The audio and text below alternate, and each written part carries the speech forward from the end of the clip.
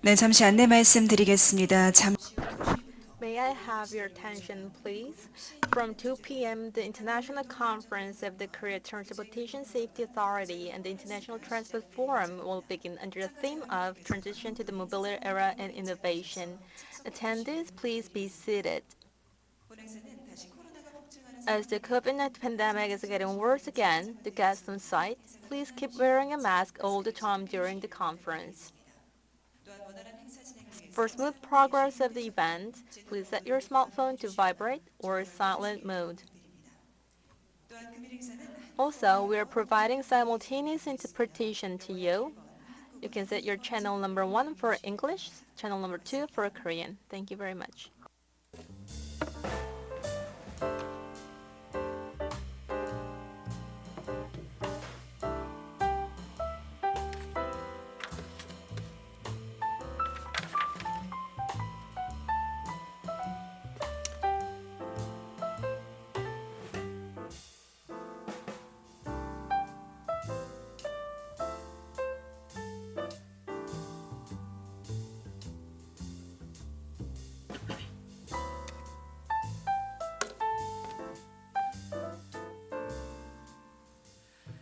네, 지금 한국교통안전공단 권용복 이사장님과 국제교통포럼 김영태 사무총장님 So now we have President Kwon Young-bok of the Korea Transportation Safety Authority and Secretary General Kim Young-tae of the International Transport Forum and the President Lee Sang-soo of the Korea Institute of ITS coming to the event venue.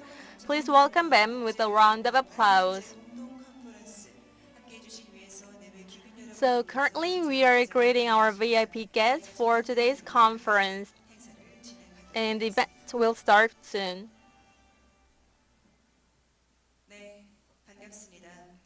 Good afternoon, everyone. Welcome, everyone, for today's conference. I'd like to express my gratitude once again to all the guests from home and abroad who attended this meaningful event despite your busy schedule. Actually, the weather today is quite chilly. So I thought that this winter could be warm at the early November, but from a week ago, the weather gets really cold. So I was worrying that if the gas can be really cold on your way to home, on your way to the event, but I can see the heated participation from all the attendees. I believe all the hearts of the participants are warm. That makes this event really more meaningful and hot. Again, thank you very much for attending today's conference. Today's international conference was prepared to share domestic and international promotion policies according to the transition to the era of mobility and to find ways to revitalize future mobility. Accordingly, the main theme of this international conference is transition to the mobility era and innovation. And also for the attendees or the people who are interested in this event, we are live streaming on this conference YouTube. And I'd like to thank for all the online participants. So please be with us until the end of the conference. Then from now on, I'd like to start the conference Transition to the Mobility Era and Innovation. Please give a big round of applause for the successful conference.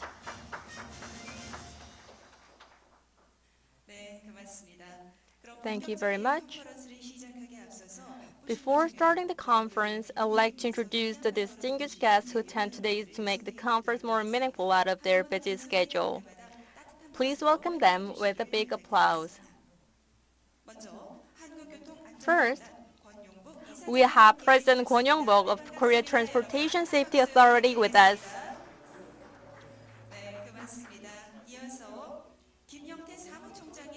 Next, we have Secretary General Kim Young-tae of the International Transport Forum with us. We have President Lee Sang-soo of Korea Institute of Intelligent Transport System with us. We have Professor Oh Chun from Hanyang University with us. He will chair today's discussion. We have Executive Director Yoon Seok-hyun of Hyundai Motors with us. Please welcome them with a round of applause. In addition to the people introduced, there are many guests who have shown interest in this conference and work hard to prepare it. I'd like to also express my gratitude to them and conclude the guest introduction. 네, 그럼 본격적인 시작 함께 하도록 하겠습니다. So, 첫 번째 순서로 오늘 이 first of all, I'd like to have an opening speech by President Kwon Young-bok of Korea Transportation Safety Authority, who has prepared this meaningful event today. Please welcome him with a big round of applause.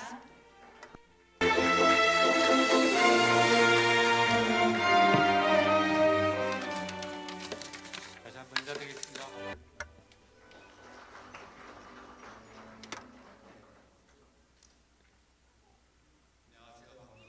Good afternoon. I am Kwon Young-bok, the president of the Korea Transportation Safety Authority. First of all, I would like to welcome distinguished guests from home and abroad today's international conference for transition to the mobility era and innovation. And I would like to express my deep appreciation to Secretary General Kim Young-tae of the ITF and President Lee Sang-soo of the Korea Institute of Intelligent Transport System and Hyundai Motors, Yoon Suk-hyun. And I would also like to thank members of the Land and Transport Committee, National Assemblyman Kim Min-gi, Kim Jong-jae, and Mr. Choi In-woo, who were not able to attend today's conference due to the National Assembly's schedule. In the past, humans' desire for mobility was hindered by physical limitation, and it led to invention of the wheel. After Industrial Revolution, railroad, airplanes, and automobiles, various means of transportation has been developed. Now, we want to move from anywhere at any time in the way that we want, comfortably. This demand for travel convenience and various means of transportation were combined with IT technology of Industry 4.0 and brought about a transition to the mobility era.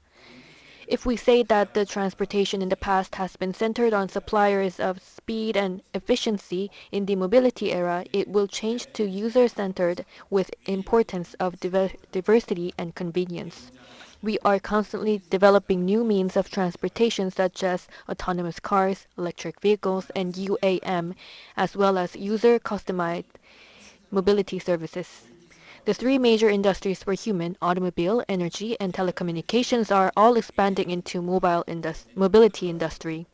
Now, in order to make the mobility industry to lead transportation and economy of the future, we should work hard.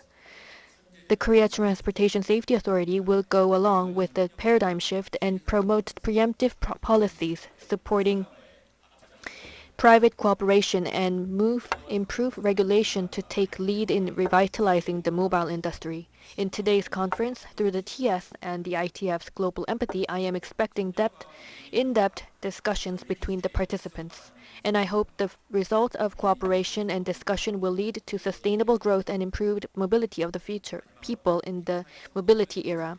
Lastly, I would like to express my gratitude to the staff who have worked hard to make this conference successful and all the participants. And I wish you all the best in your health and happiness. Thank you. 네, 수고해 주신 이사장님 감사드립니다. Thank you, President, for your wonderful remark. You have actually opened up today's conference with good words. Now, you have emphasized the importance of user-centered mobility era. Now we have Secretary General Kim Young-tae of the International Transport Forum for a welcoming speech. Please give him a big round of applause.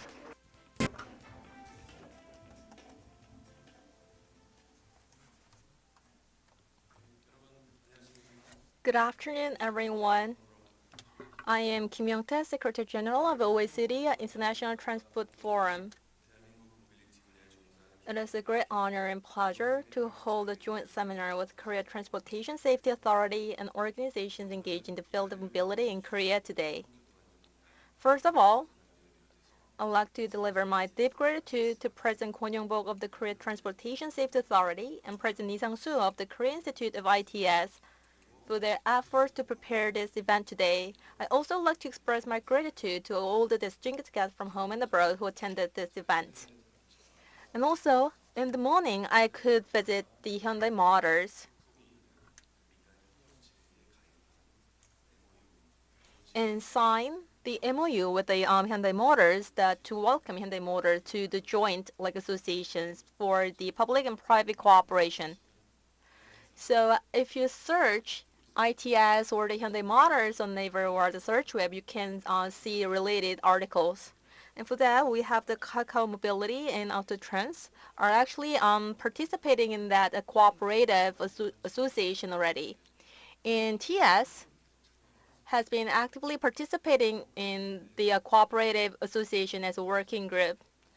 So I'm really happy to have Hyundai Motors as a member of our public and private cooperative body.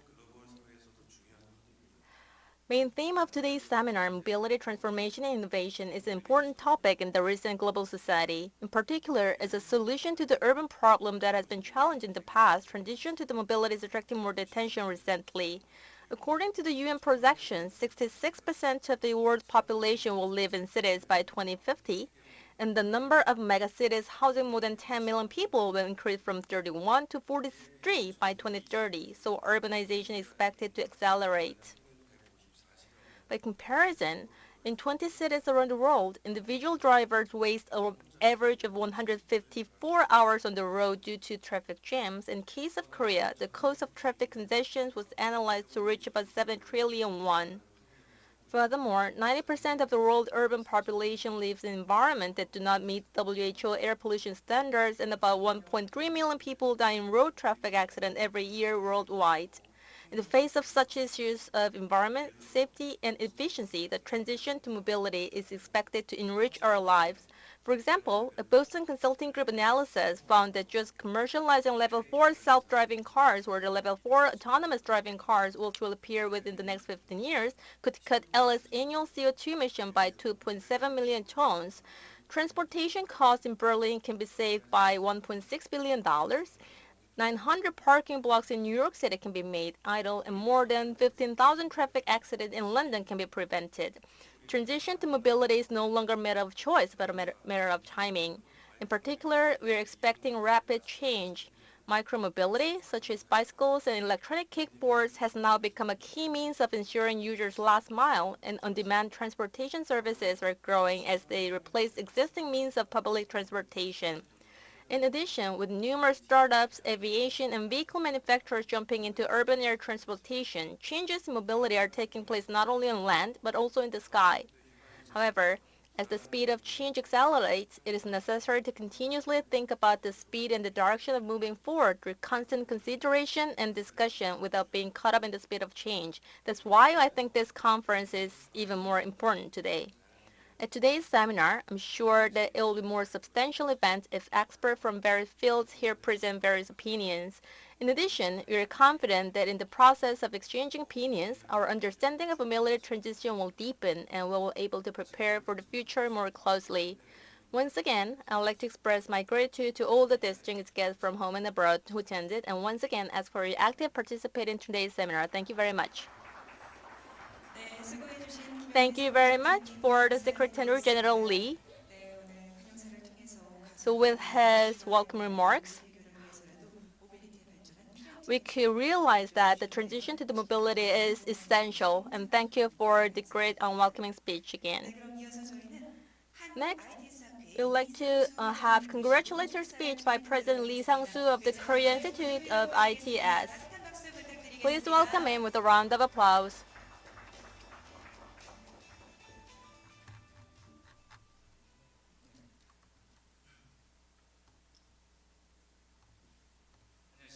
Good afternoon, everyone. I am Lee Sang-soo, President of the Korean Institute of ITS. Leaving the COVID-19 pandemic behind, I sincerely congratulate the TS-ITF International Conference 2022.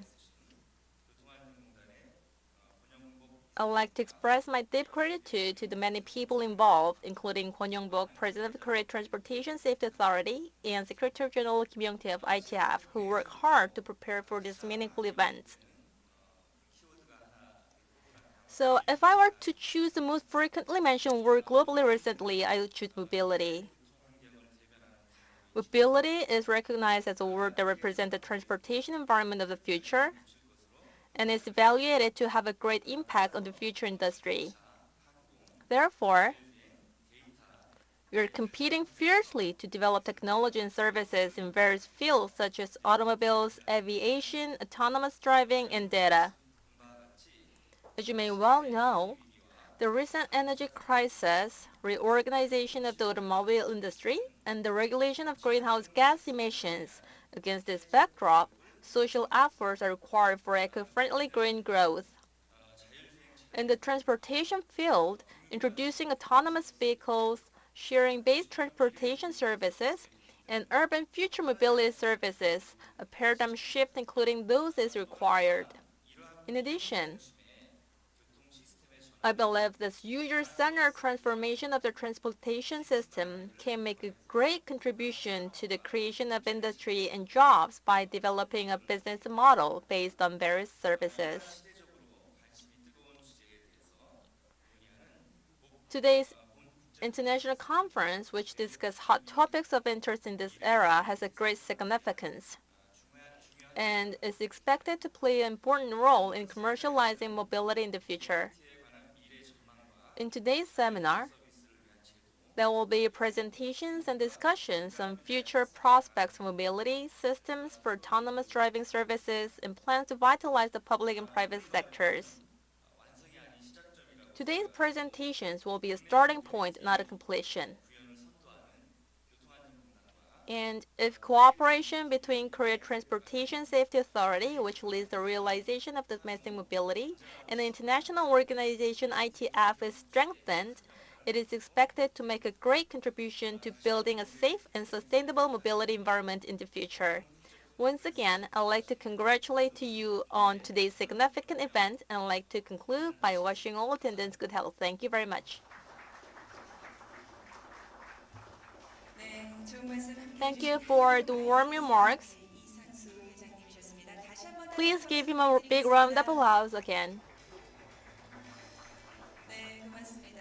오늘 Thank you 축사를 very 통해서 much. 이번 컨퍼런스에 With the 관심을 congratulatory 가져주시고 speech, 있어주신 모든 분들께 감사의 인사 we could deliver our gratitude for all the people who are involved in this conference events, and also a transition to the paradigm, which is user-centric, a paradigm shift. We could see the significance of them. So we would like to have more congratulatory speech with members.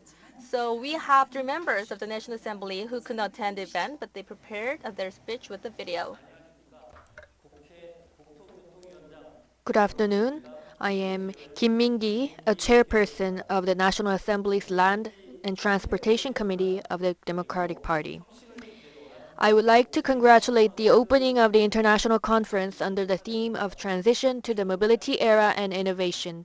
I would like to express my appreciation to the Korea Transportation Safety Authority and the International Transport Forum for organizing today's event. Through technology development, there are more and more means of transportation. And also, mobility environment is facing a huge change. Korea can be a leader of safe and convenient travel and securing key competitiveness of mobility industry. I hope various opinions can take place in today's conference. The National Assembly will also work hard with you. Once again, congratulations on hosting today's conference. Thank you. 네, 박수 한번 부탁드리겠습니다. Please give the National Assembly a huge round of applause. Even though Assemblyman cannot be with us today, but thank you so much for giving us the congratulatory remark video. Next, we have National Assembly Choi In-ho ready for the speech. 더불어민주당 Good afternoon. I am Choi In-ho, an assistant administrator of the Democratic Party of the Land Infrastructure and Transport Committee of the National Assembly.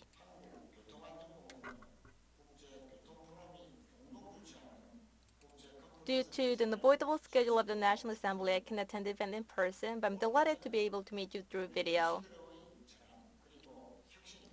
So the topic is the transition to the mobility and innovation. So mobility is closely related with our public, so it will have a huge impact on the lives of our people. with autonomous driving in the UAM and DRT. If those services become active, I believe that people's lives will become more prosperous.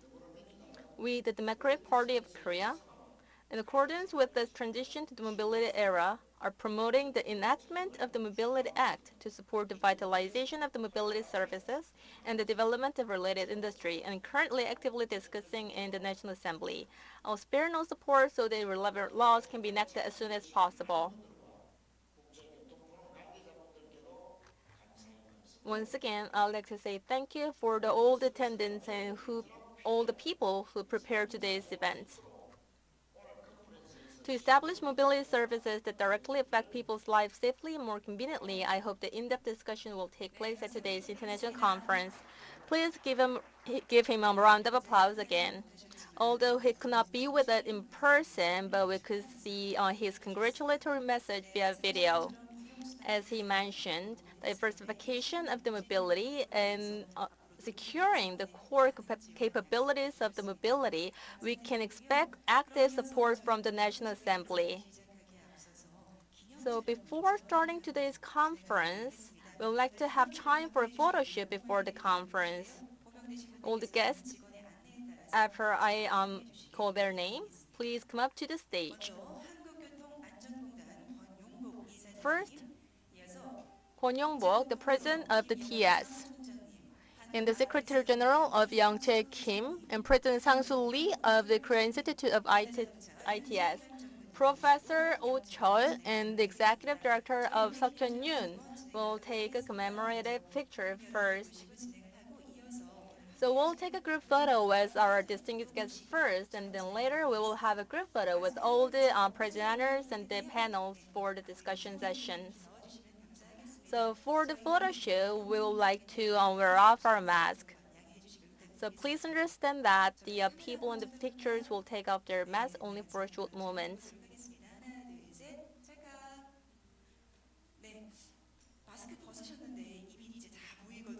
So it would better make a smile if you take off your mask. And why don't you pose with the fighting?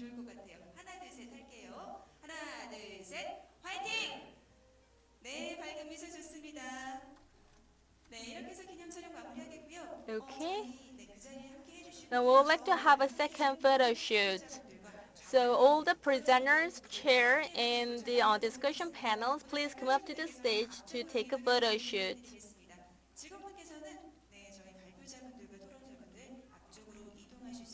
So all the presenters and the discussion panels, please come up to the stage for the group photo shoot. And for the photo shoot, we'll take off our mask.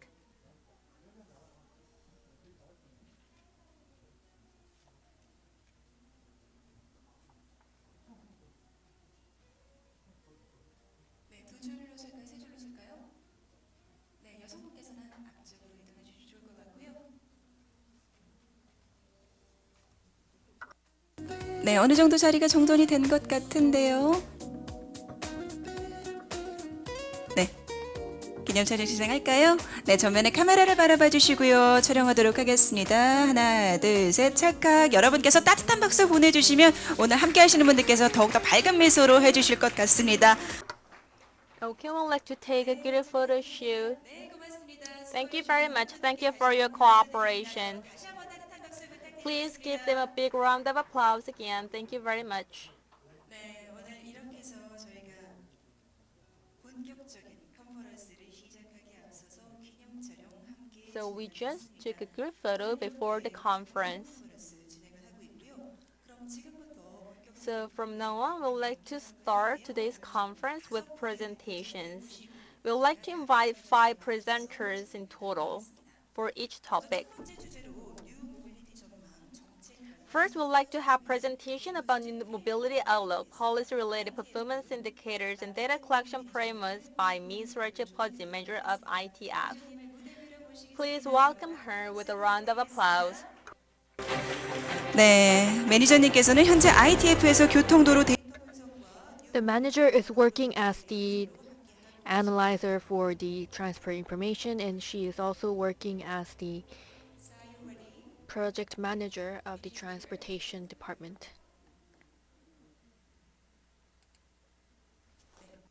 어디 있을까요?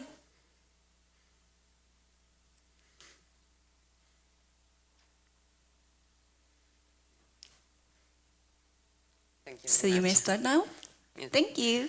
Thank you very much. Good afternoon to everyone, and thank you very much for the invitation. I'm very honored to present today here our ITF work on new mobility. In this presentation, I will present the ITF Mobility Innovation Hub with its work streams, and then I will talk more in details about the new mobility outlook. So the ITF Mobility Innovation Hub was launched in June 2022 with the core funding from Korea. The idea of the hub comes from the fact that in recent years there were several disruptive developments from the pandemic to the economic crisis to the energy crisis, among others, that are transforming transport. These changes are challenging for governments that sometimes are not able to anticipate these changes and adopt the necessary policies on time. The Innovation Hub will help governments to develop innovative transport policy that can deal effectively with uncertainty and rapid change. It will look for transport relevant development, assess their potential impact, and highlight best practices. In the ITF Mobility Innovation Hub, there are 3 work streams: the Horizon Scan, New Mobility Outlook, and Policy Innovation Evaluation and Guidance. The first work stream will look at the trends that could have a potential impact on transport policy and governments in the short and medium term, assessing the scale and the scope of potential disruption. The first project on this work stream looks on the impact of automation on the labor market. The new mobility outlook, I will talk later in details about this work stream. And the third work stream assesses how public authorities can leverage innovative policies and apply best practices for innovative governance approaches. There are 2 projects in this work stream. The first project addresses how cities can leverage light mobility to become more sustainable and livable, and the second project looks at the links between accessibility and socioeconomic status in Korea to deliver inclusive and accessible mobility. I will now present the new mobility outlook more in details. It will be a publication series, so this the part that we are working on by now, it's only the first report, and then there will be other following edition. So in the first report, we are setting the framework for policy-relevant indicators and data, and in the next years, we will collect those data to provide and produce quantitative evidence based on the framework that we are developing now. The main reason behind this project is the way the very rapid change occurred in mobility in the last decade, in particular in urban areas. And new vehicles and new services have emerged in the last decade, and new ones are emerging every day. In addition, especially with the pandemic, users have changed their travel behaviors, and in urban areas, new mobility is more and more popular. It is now essential for governments and public authorities to understand those new phenomena and determine if a policy intervention is needed or not. To do that, data and policy relevant indicators are needed. And it is here where the first report of the new mobility outlook will play a key role. So the main objectives of the project are mainly 3. So the first one is to characterize the wide range of vehicles and services that exist and what can be emerge in the near future, so what we already know and imagine about the future. Then the second is to identify policy-relevant indicators, and the third one is to explore ways to collect comparable and continuous data on this indicator to track relevant trends and inform policy making. As I just said, the first objective is to define the new mobility services and vehicles. To do that, we did an overview of the background of the emerging new mobility services, new mobility trends, and mapped the current mobility landscape. We then developed a taxonomy of new vehicles and service. There are several ways to develop a taxonomy for vehicles and services that can respond to different purposes. For example, in the ITF publication on safe micromobility, the taxonomy was based mainly on mass and speed, because these are the two characteristics, the two aspects of the vehicle that are important for road safety. In the new mobility outlook, we developed a taxonomy of service types and vehicles that can be then mixed together to have a coverage of the service offered currently. An advantage of this taxonomy is that it's flexible enough to integrate new vehicles and new services that can emerge in the future. So we are not stuck only with a fixed taxonomy, but we can integrate the future development. So, first of all, in our work, we identified three main categories of services: ride sourcing, vehicle sharing, ride sharing. Ride sourcing is a service that provides a single ride in a vehicle operated by an employee or contractor of the platform, or in an autonomous vehicle. These categories include several sub-categories. The most well-known of categories of this kind of service, and also one of the most known categories of new mobility services, ride-hailing companies or transportation network companies such as Uber, Lyft, Kakao Mobility. Then there are services of microtransit such as SWVL, Via, and Bridi. And then we have a new and emerging type of services that are shared autonomous vehicles that are an emerging service. An example of this kind of service can be seen here in Korea with Kakao Mobility, with some pilot project of autonomous small buses in some area in Seoul. And then we have a fourth category of these services, that is urban air mobility, that is a nascent service with potential disruptive impact on the transport system and regulation. So we are also looking at the future. The second category of services is vehicle sharing, that refers to a service that provides temporary access to a vehicle owned by the platform. The customer is operating they are operating themselves the vehicle.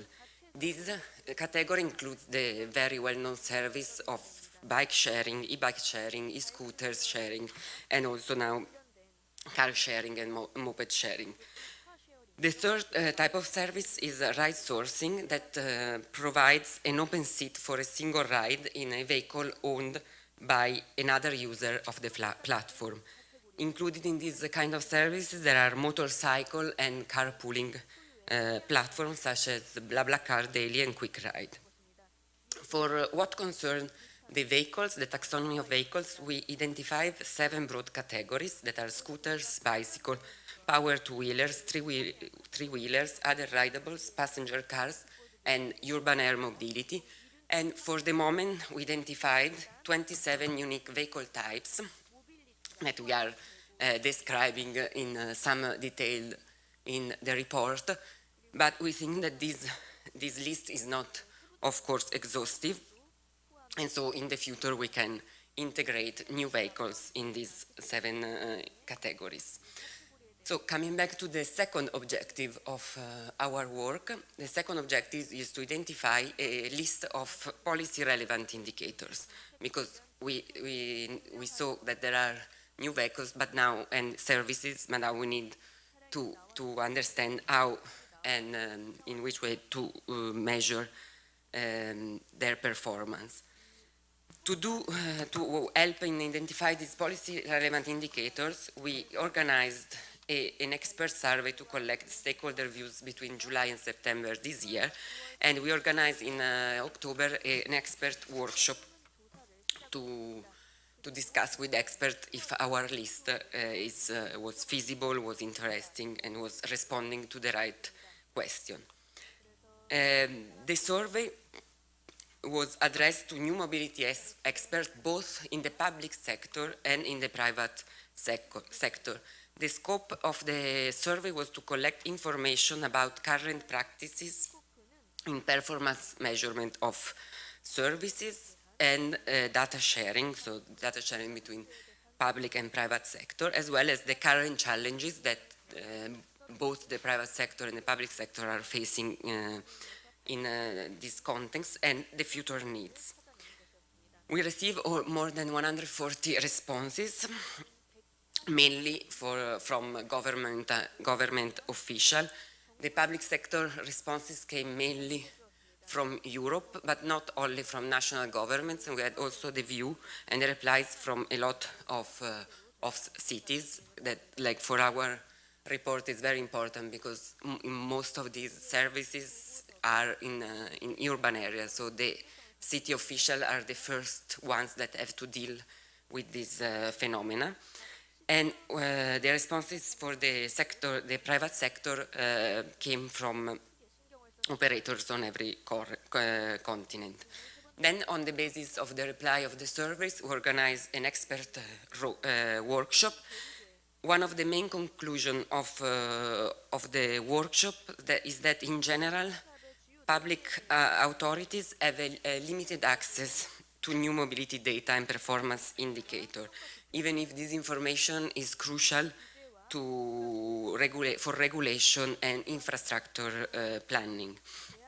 And in most of the places, the priority for regulators is monitoring the safety and sustainability of these services, but most of the time they lack the data to measure that.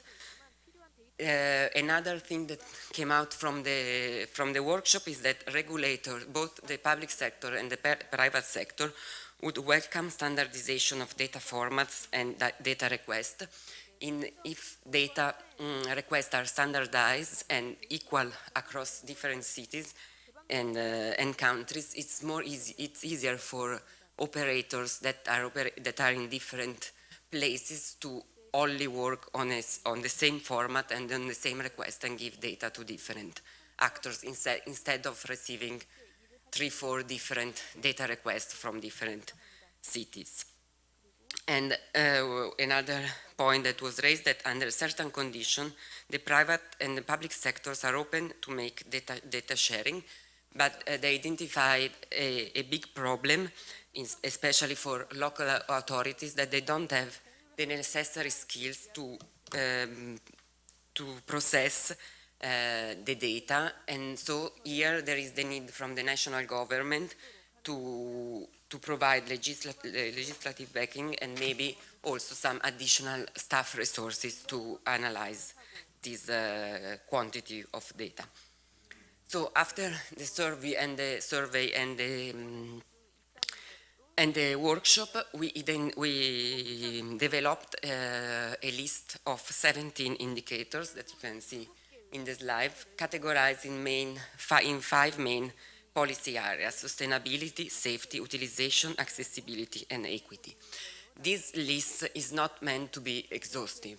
Like, we did a selection of the possible indicators that can be calculated, because if we look at any service and any new mobility service, there are like tons of data and a lot of different indicators that can be calculated. But we decided to narrow down the list to indicators that can best respond to policy needs, and also they are feasible to calculate. So we didn't want to put too much burden on the private sector to provide data and to the public sector to analyze this data. For each indicators, we are proposing for which policy mandate can this indicator respond. We are also suggesting the reporting like frequency. So if it's like an indicator that should be collected every month or every year, or can also be done every 3-5 years. And we say which data are needed for each indicator and how to calculate it. And then we are suggesting some policy action that can be taken based on these indicators. And then we are providing some consideration. For example, for each indicator, we also say for what it cannot be used, not only for what it can be used. And then we are providing example of current practices.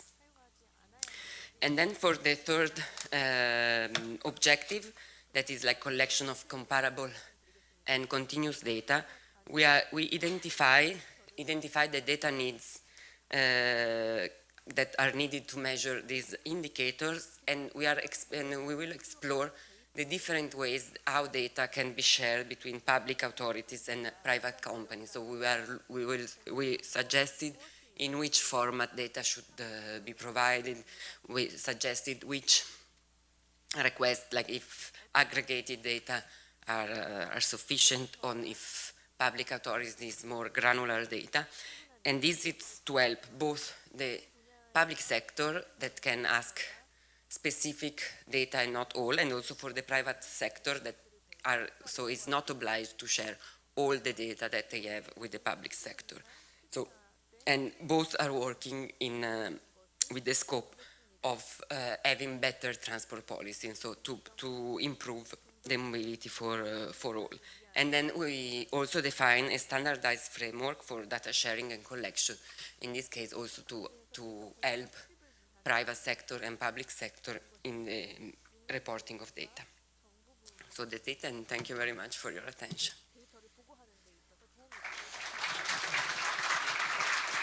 네, 발표 감사합니다. 수고. Thank you for your wonderful presentation.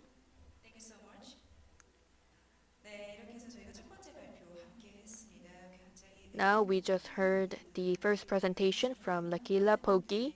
It was very meaningful, and I think it had provided meaningful time to the listeners. Now let's move on to the second presentation.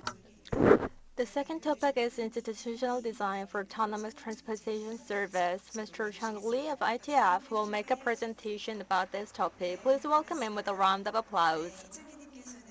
Mr. Chang Li is currently working as the ITF Senior Policy Liaison Officer and Mobility Innovation Hub Manager after working as the head of Advanced Automotive Division. Please welcome him with a round of applause again. Thank you.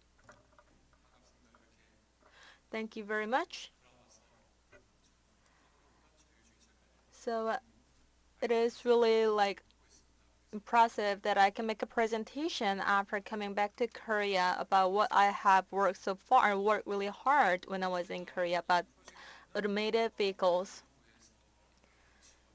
So this project is currently carried out by ITF with the support from the Ministry of Land Infrastructure and Transportation. So it can be subjected to a little change or the minor changes. However, but the major findings will be maintained, I believe, and I'd like to share with them all of you. So as you can see from my title, so my topic is making an automated vehicle for work for better transportation services. So our main focus is about the policies and the regulations. As you can see, the automated vehicles is currently developed into a lot of different types.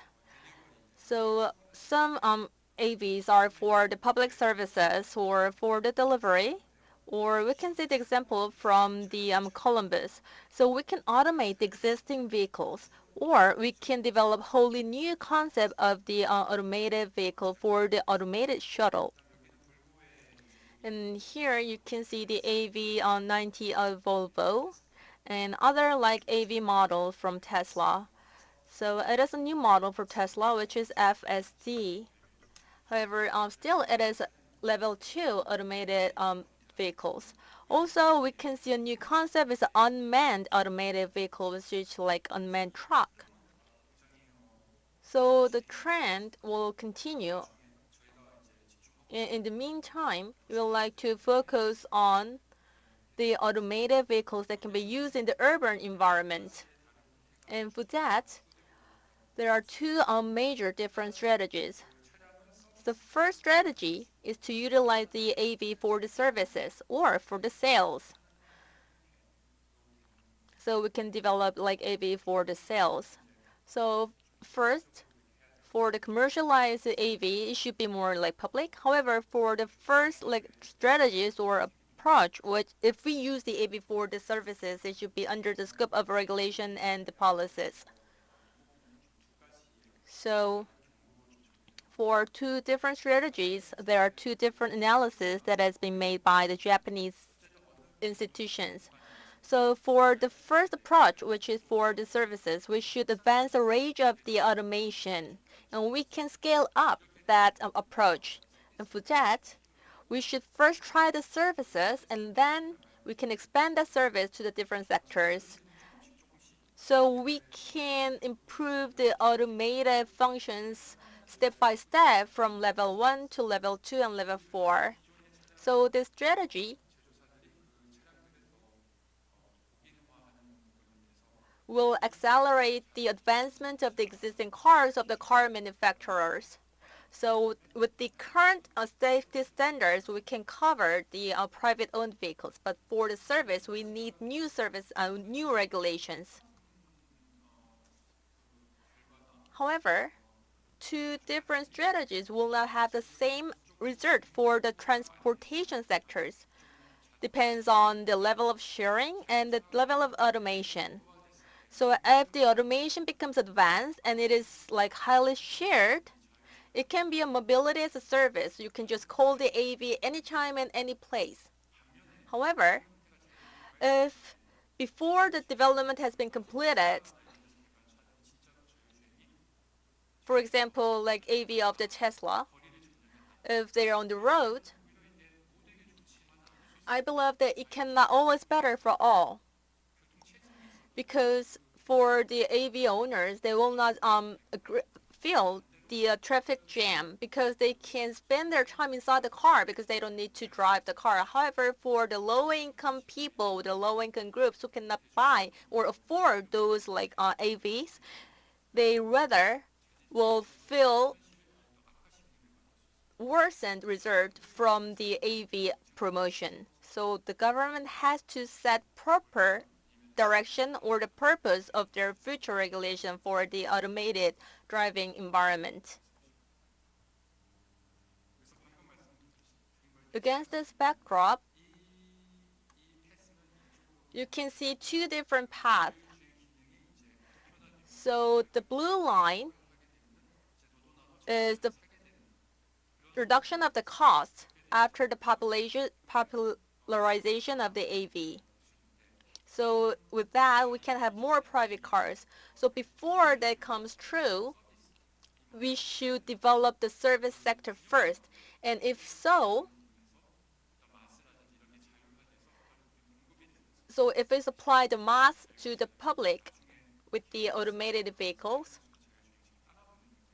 we can set up the regulations first. So the red line can go first and the blue line can be followed. So this is the optimal path that we are pursuing. So we need to find the solution to realize this.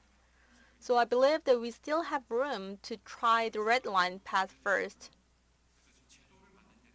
So for establishing regulation for AV, we need to consider commercialized sector, but also for the public transportation sector. For example, how we can improve the overall transportation environment. So before setting the goal or the regulations, we have to our ultimate purpose of improvement or the promoting AV.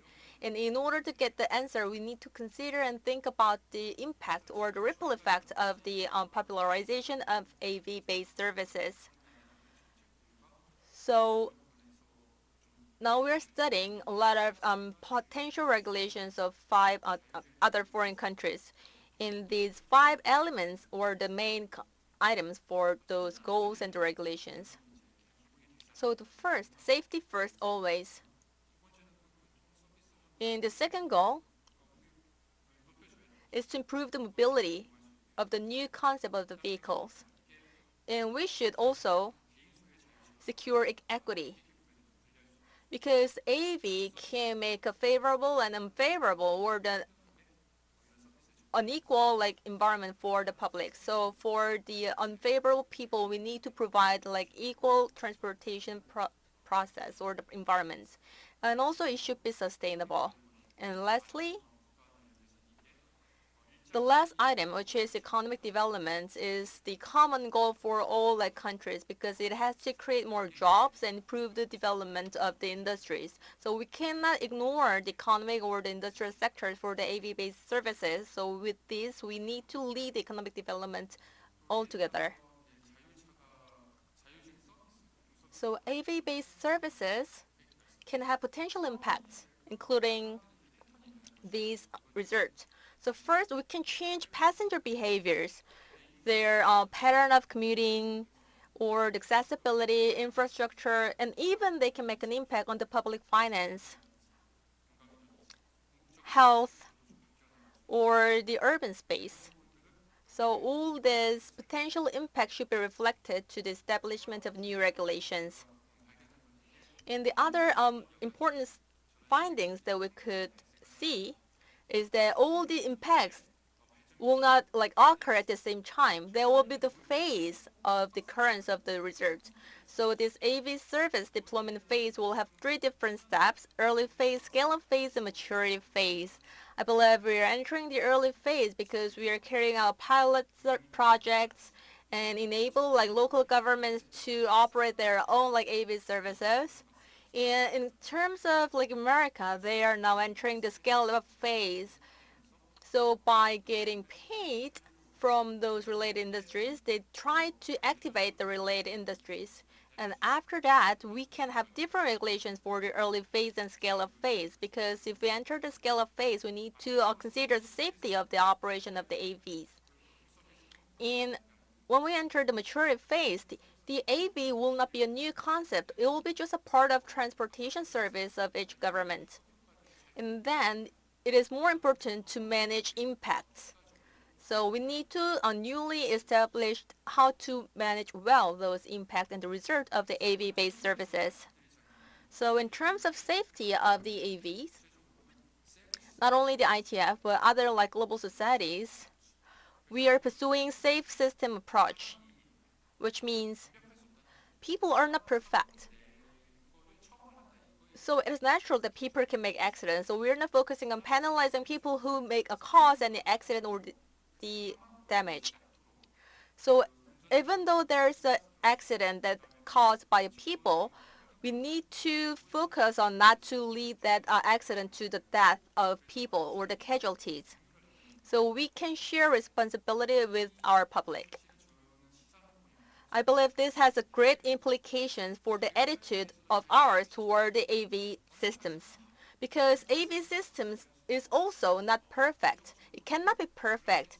It still has a small amount of uncertainty. But even though there's an uncertainty, we need to focus on how to manage them well. It can be supported by the infrastructure or the operations. So we need to focus on managing all those uncertainties or the instabilities of the AV and introduce the service as soon as possible to the reality. So we need to admit them, and we need to make a systematic approach. And in order to achieve that goal, we need to have a clear identification or the idea of the role of each part. So before, we had 4 different involved parties, including vehicle and drivers and manufacturer and service providers. So at that time, we were focusing on the vehicles and the drivers. However, the manufacturer service providers were not directly involved in driving tasks. However, with the introduction of AV, the role of the driver is getting smaller and smaller. So ADS will have more responsibilities, including Google, Tesla, Hyundai Motors. Also, the service provider will have bigger roles in the future because Google or the Cruise will providing their service not for all cities. However, then later the government ministries can also provide services, and there can be a new dynamics between this private service provider and the public service provider, and the role of infrastructure will become bigger.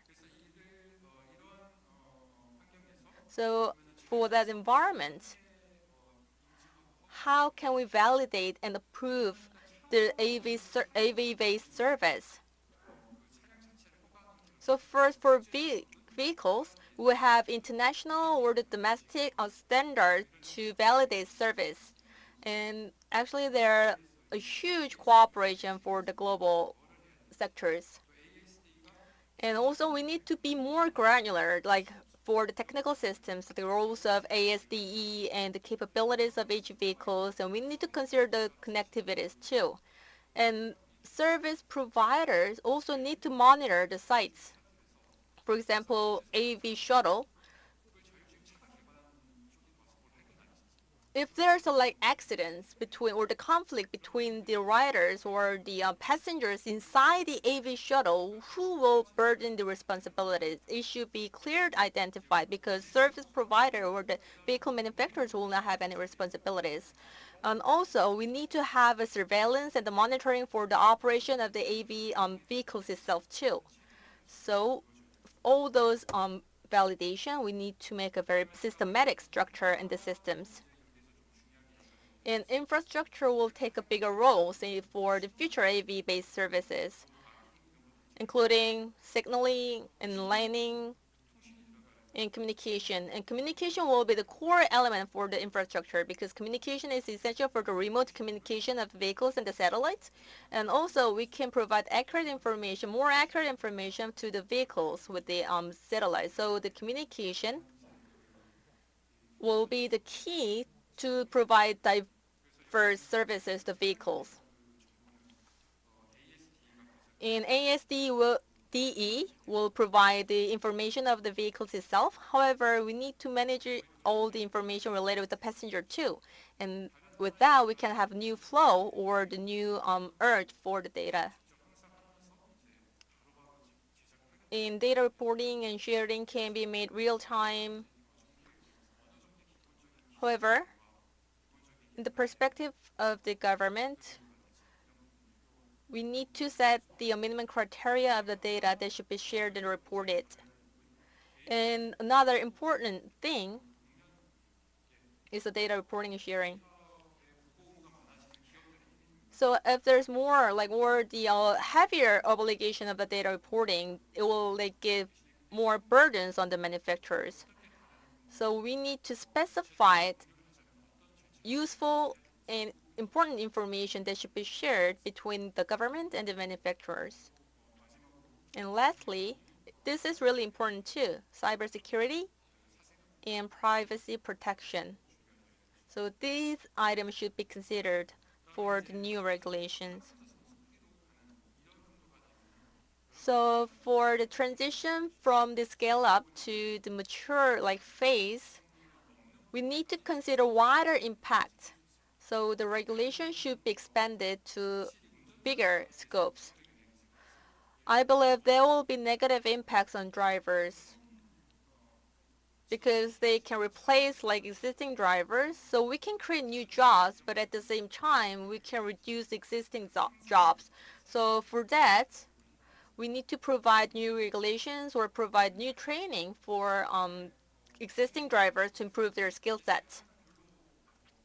In terms of public finance, I believe that the AVs will not violate traffic lines, but I believe majority of the AV will be the EVs. They will be based on the electronic powers, and they can make an impact for the income of the government with the fines or the tax or the fuel sales.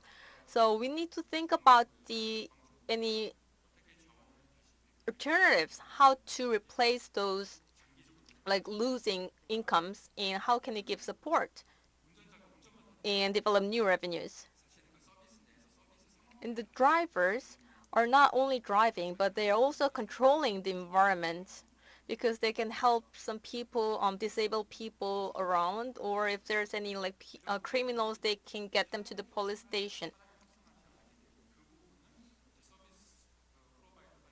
However, all those cases will not get into the car, so we need to have a different interpretation of the same condition. And also we need to think about the roles and responsibilities of the counterparts involved in this new environment. So there will be new actors, including ASDs or the AV service provider or remote operators. And for those new actors, we need to have a new regulation or the regulatory functions or the bodies that can control or manage those new actors.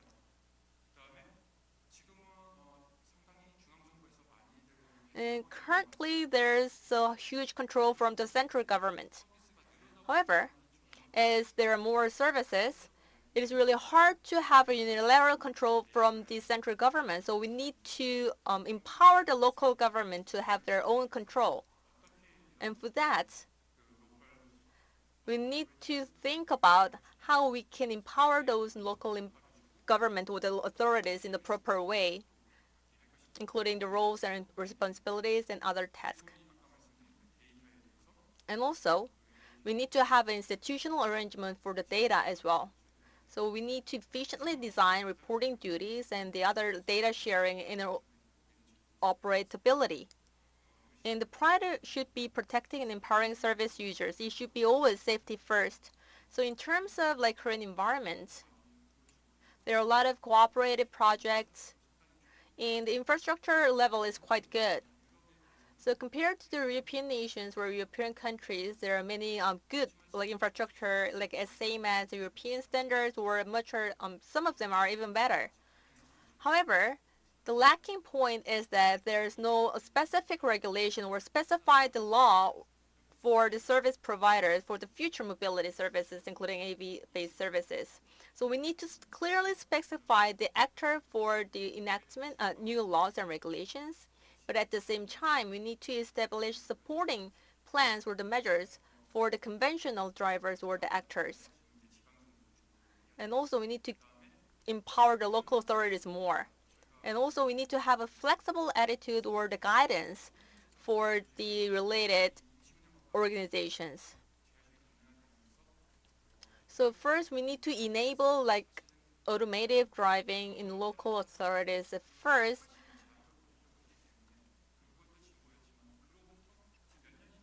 So after we firstly introduced the AV regulations a few years ago, I'm not sure how much progress that we have made so far, but it should be more flexible. So we need to let local authorities have their own regulations.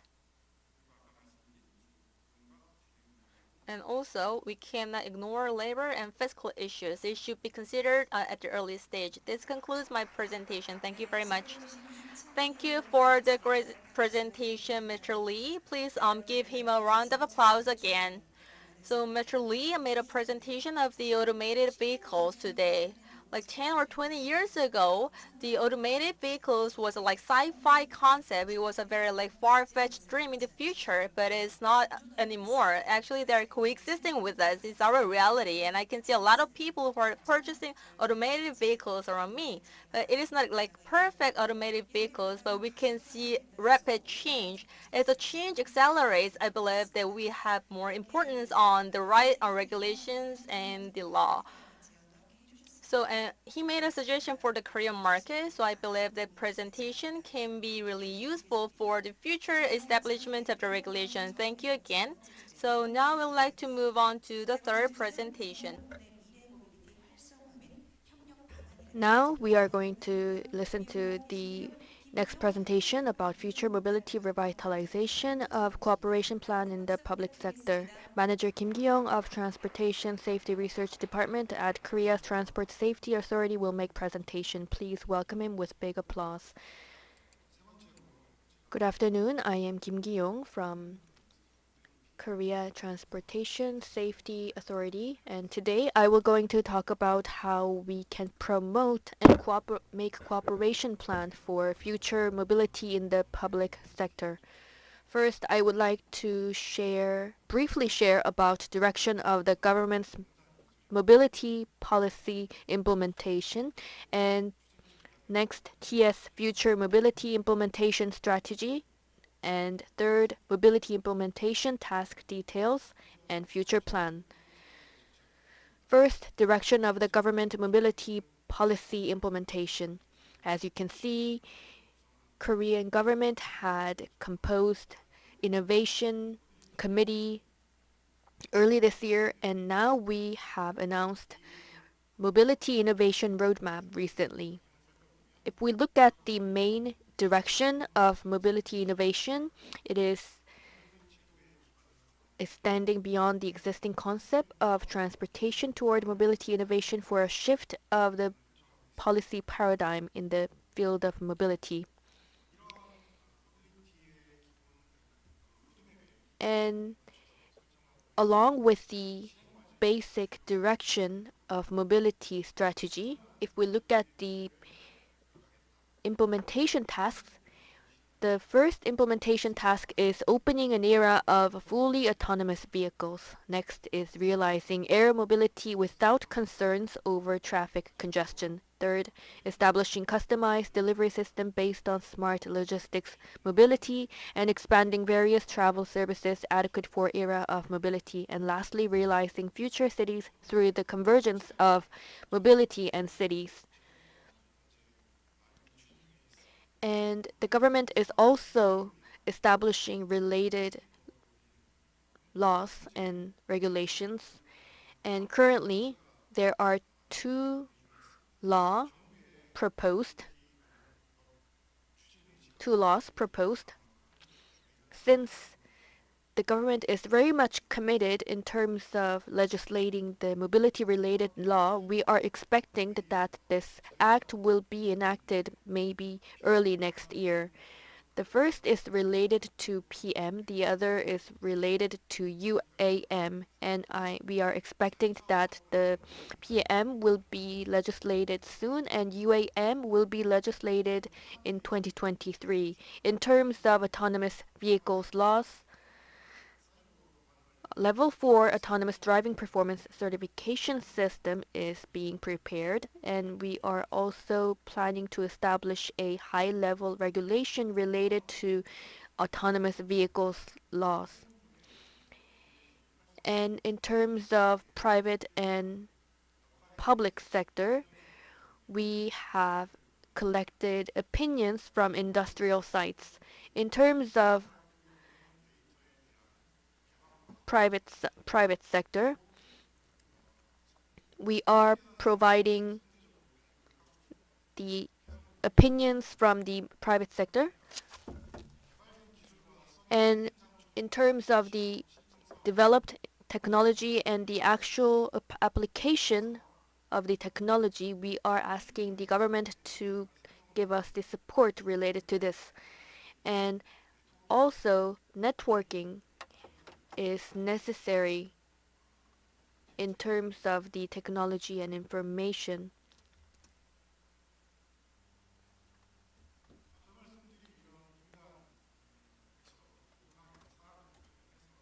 By applying the requirement from private sector, if we think about the TS role in this situation, we are planning to establish and operate mobility hub and also support demonstration projects for each type of mobility service, and also establishing and operating new governance of mobility for each means and region. And I think it is necessary for us to have a role of revitalizing and promoting mobility-related strategies. So as for TS, our vision is opening safe and sustainable future mobility. And also in terms of mobility industry, we have direction of strategy. safe and reasonable regulation should be supported. And demonstration projects that is required by mobility industry should be implemented, and this should be leading to mobility industry promotion.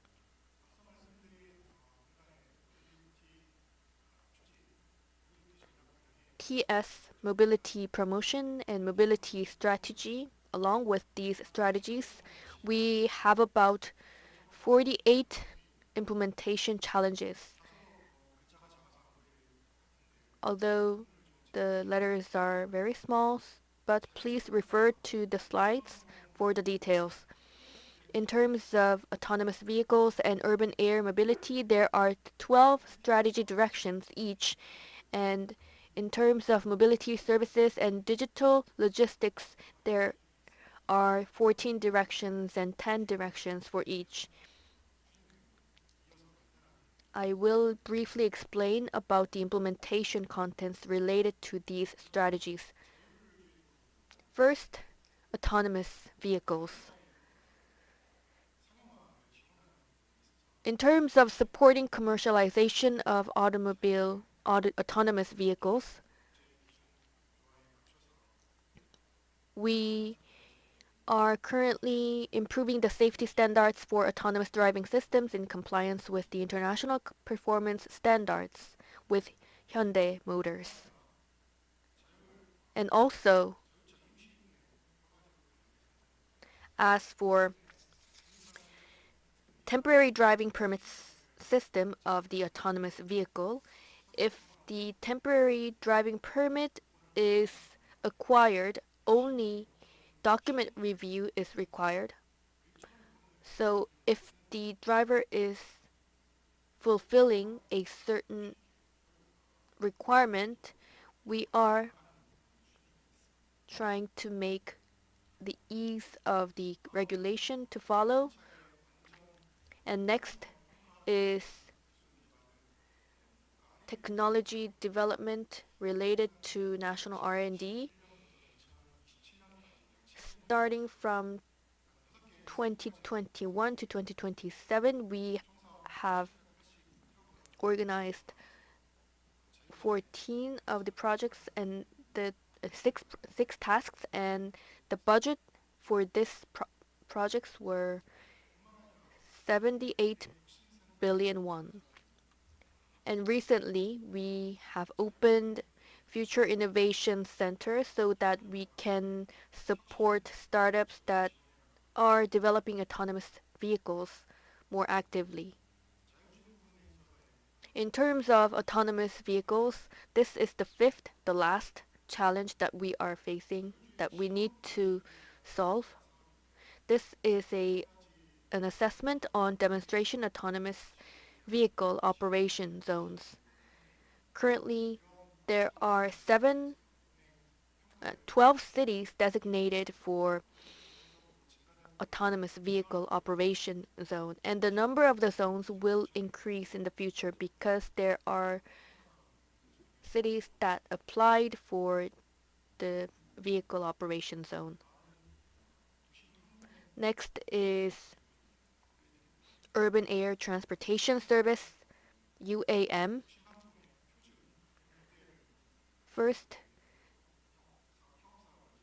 we are establishing UAM system and standard operation model, and also through UAM Grand Challenge, we are also implementing demonstration operation in this field. And for supporting the private sector, we have organized consultative body for the discussion about this project, and we are planning to share technologies related to this project, and we are actively working on this implementation. And this is the third implementation task, and this is related to drone safety management system. We are planning to make a systematic management so that we can systematically manage the transportation management related to drone. Next is mobility service related data, and TS is this providing analysis data related to mobility implementation. And we also have public transportation minimum service analysis. And private sector can utilize the information that we provide, and they have been using this information for their base material, and now they are using this material to assess the business profitability through joint R&D between academic circle and industry. We are actively using this data. In the future, we are planning to utilize transportation data, and also we are planning to vitalize PM service sector.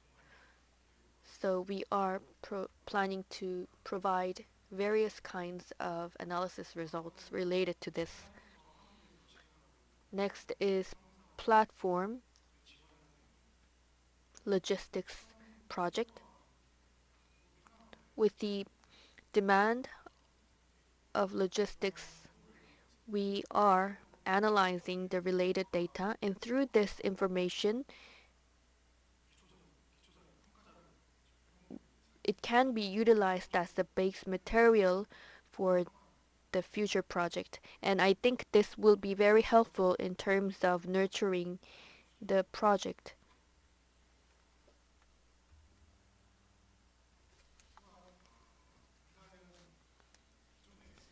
Next is,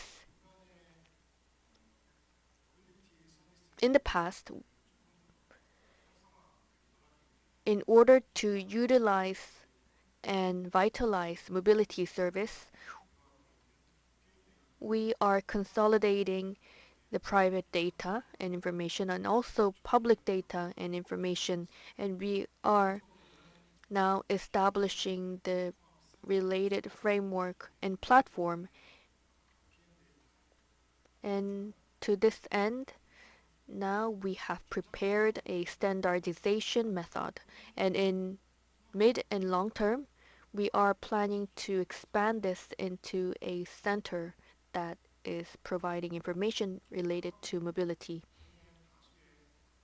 And also, there are various numbers of PM operator, and by cooperating with the related organization and also the private industry, we are developing new service model in mobility field. Next is various analysis information and data content utilization, and the actual 2 cases as a result. As for DRT service, by utilizing public transportation minimum level service, Paju City, Unjeong Province, Unjeong area is now utilizing the related data. So this is a pilot project implemented in Unjeong district. As for PM service, in Suwon, Gyeonggi-do, transportation card data-based location analysis for PM service and support for platform demonstration projects. And this had been utilized to calculating the result, and this is currently ongoing project. Next is Mobility Promotion Support Project, Logistics. The TS, in terms of hazardous material movement, we have real-time monitoring system established, and monitoring is implemented in real time. So far, this monitoring had been focusing on the large size vehicles only, but this will be expanded to small and mid-sized vehicles, and we are planning to reinforce the system so that it can be used for all sizes of vehicles. And also, we are preparing composition of digital logistics information platform, and by building intelligent logistics information platforms by the public sector, we are planning to establish a related services that are necessary. Lastly, I will explain our future plan.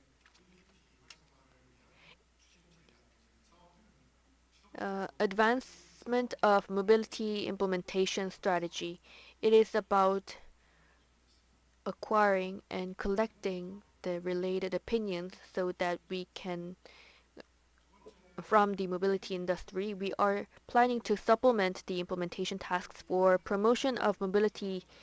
And next, we are planning to support for legislation and amendment of mobility-related laws by supporting the legislation of mobility-related laws and their sub-statutes, and support legislation of PM-related laws and their sub-statutes.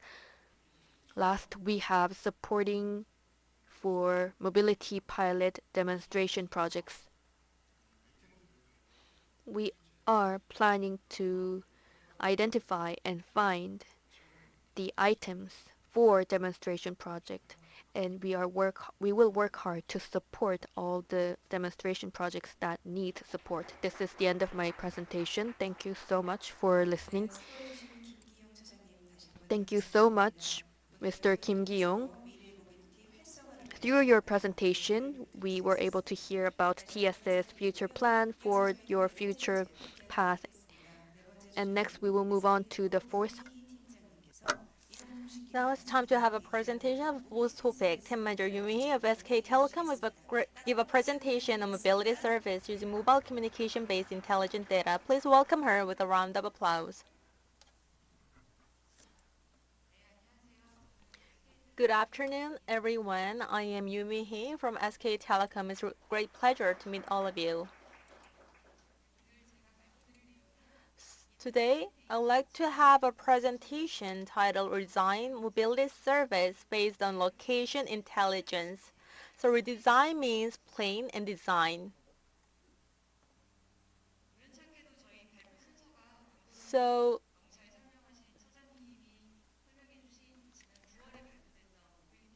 about the mobility innovation roadmap is in line with the order of the presentations. So I believe that my presentation can be really easily delivered. So first of all, I would like to have a brief introduction of the roadmap that has been announced last September. So it includes the new mobility devices, including autonomous driving or the UAM, or the new tools for the logistics or the robots. And also, it plans the new mobility services that we should be planned and introduced by 2023. And when all those new mobility types or the services are introduced, we have prospects of the future environment with the new changes. So for example, autonomous driving in the UAM, when those new two devices or the types are introduced, there will be a new device in order to accommodate them. And those new types will have an impact on the urban environment. And I believe that there will be a circular impact for the mobility and the urban space. So in order to investigate the impact of the new mobility data, we thought that we have to find the data of people's moving or their mobility patterns. And based on the mobile phone, we studied the network data. So we can see the clustering data of people who are staying in a specific region. And from a certain point, they will move to another place in order to stay there for a certain period of time. So we can extract data of move and stay of people. And we can have a trip chain of people because we can have a linear data of these people in a time base. So based on the communication data, we can have more advanced data. So we are now using a litmus in order to explain that advanced intelligence data for the locations. However, all those data that has been extracted from the move and stay are already utilized in many sectors. I believe that you already heard about the location data, especially for the density. So that density can be extracted from the station. So with that station, we can have a data of the density of people, like to see how long or where people are staying. But we are now analyzing data for 1 day or 2 days. And for the data that shows the consecutive or the continuous move of the people, we can have more detailed analysis result, like why people are staying there or why are they moving. So we can get the data of the by purpose or by mode or the features of trip chain of the people. And when there's a move, we can see the mode of the move. So for more specific data for location, there will be repeated data chain between stay and move of people. So data during the stay, we can have more specific informations for 6 different purposes and 6 different types of purposes. And even for move, we can also have 6 different types of move people are using for their moving. And you can see more granular modes or the information that we can get for the stay or the move information. So based on the stay data, we can check the duration of time of people or the clustering on a certain place or a certain location. So for example, for the purpose of staying can include staying at home or work, shopping and school and travel or etc. This goes same for the data for the moving of people. So we can have duration data first, and we can find the mode of moving of people, like by bus or subway or others. And even for that, we can integrate this data with the map data. So we have 6 different modes of the transportation or transport, including bus, subway, car, rail, and walk, and etc.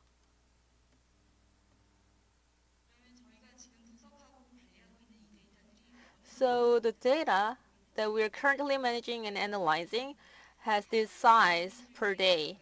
So based on a day, we have about 700 million data for a day. And by analyzing for those data from the origin to the destination, we have about 300 million data for trips data. And the data of purpose of stay is 1/3 of the trips data, so it's about 82 million. And for transportation, it's about 100 million. And this shows the use case, which is the application of the data that we extracted from the location intelligence. So these are the use cases that is made by our company, SK, for the special purposes. The first use case is to apply our data as a base reference materials in order to decide public transportation routes. So, for example, if there's a new apartment complex in a new area, we need to find out if we can accommodate the public transportation demand of the new residents in that area. So for the new residents, from the new residents, we will extract the data from the commuting trip by mode. So from the origin to the destination, we will extract data related with this, including the mode or the purpose. And we can reflect that data to the public transportation path, including bus, subway, and the rails. And in particular, for the commuting by bus or the subway,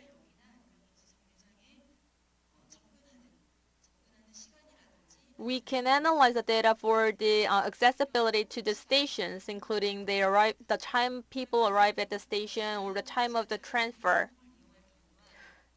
And also, we can compare the time between the public transportation and the cars.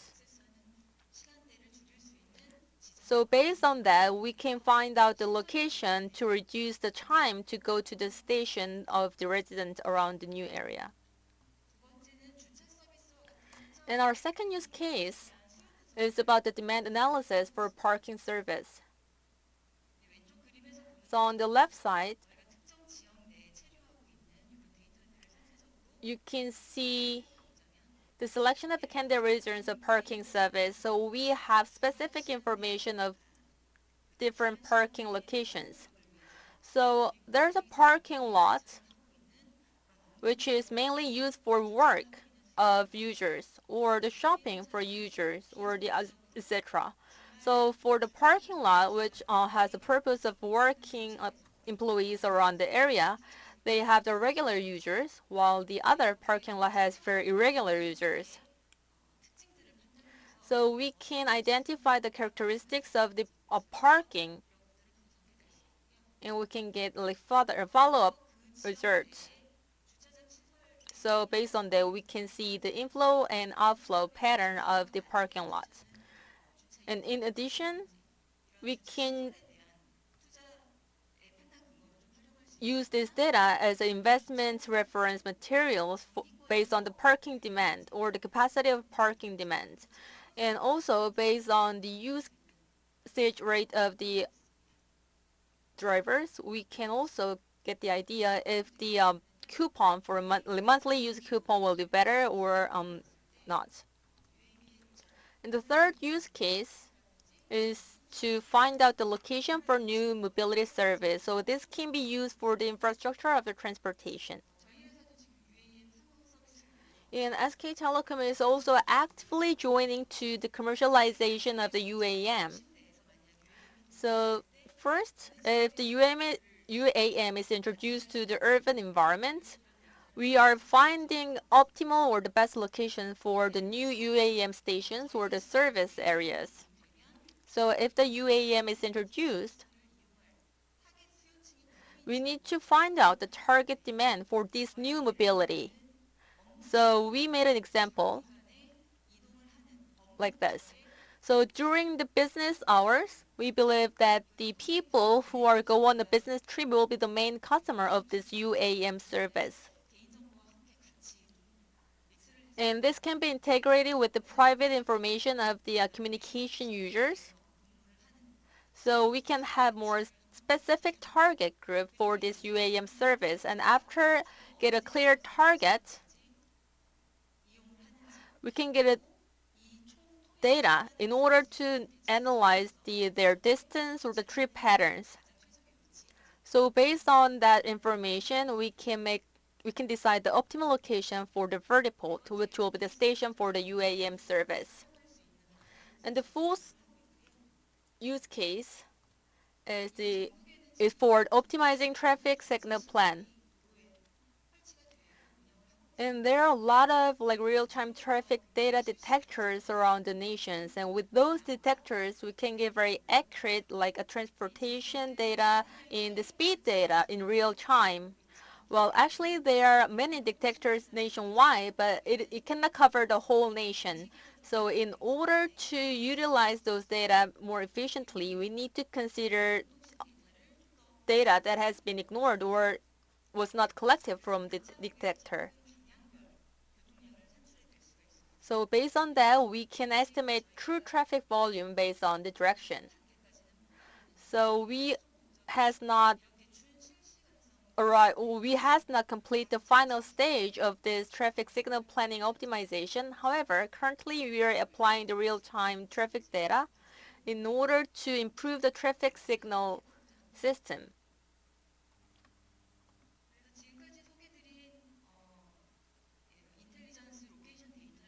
So I just introduced 4 different use cases that use the location intelligence data. So I'd like to summarize strengths of that location intelligence data. Because all the data comes from the real users of the SK Telecom.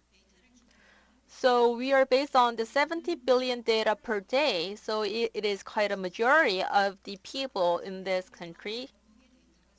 And also we can collect the data all around the country, not for a specific time, but 24/7. So the application rate as a transportation data is quite high. And also we are combining this data with the map, then we can have more diverse data analysis patterns or the results. And currently, we are not doing convergence of POI for all sectors. So if there's any need, we will take different strategy for the convergence. So as a traffic data, we also did some case projects or the pilot project in order to see how this data can be applied for the traffic data. So our first case study was a traffic pattern analysis. So we tried to get insight based on our data. So you can see 2 different sectors on the map, A and B. So as far as I know, the left turn signal is shorter, and that was the cause of the spillback. So our approach was to analyze the key in the TOD, the time of the day data based on the traffic pattern.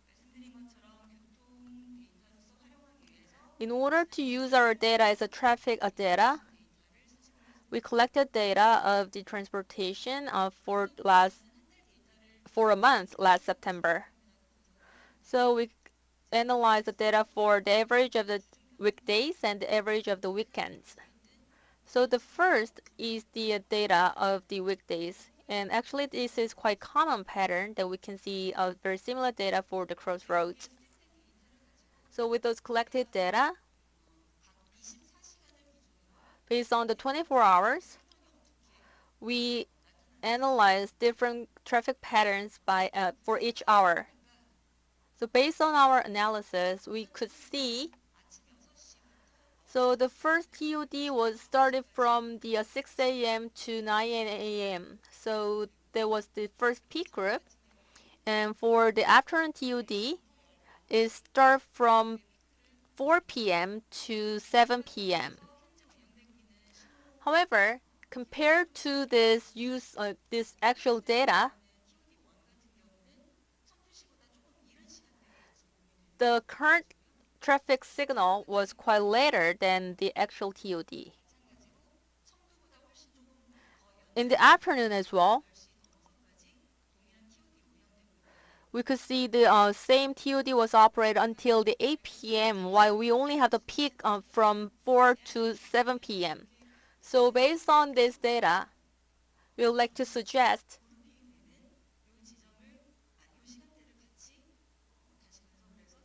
make another analysis for the actual TOD as is TOD in order to make future traffic signal plan. And also we did a pedestrian traffic analysis based on our data. So as I already mentioned, we can make analysis for the traffic modes. So most of the detectors are to apply the data for the vehicles. So there are really few detectors for the pedestrian traffic. However, if we collect the data for the pedestrians, we can use this data to for the safety standards and regulations. And on the left side, you can see the map of the Dongducheon city. And we made analysis of the pedestrians in that Dongducheon city. So we did analysis for the volume of the moving compared to the number of population in specific regions. So here you can see four sectors written in red. So the volume of the moving is quite big. However, the distance for moving was quite short.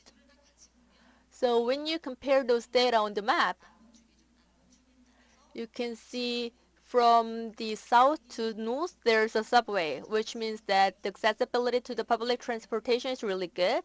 And there are more people who are using public transportation compared to other regions.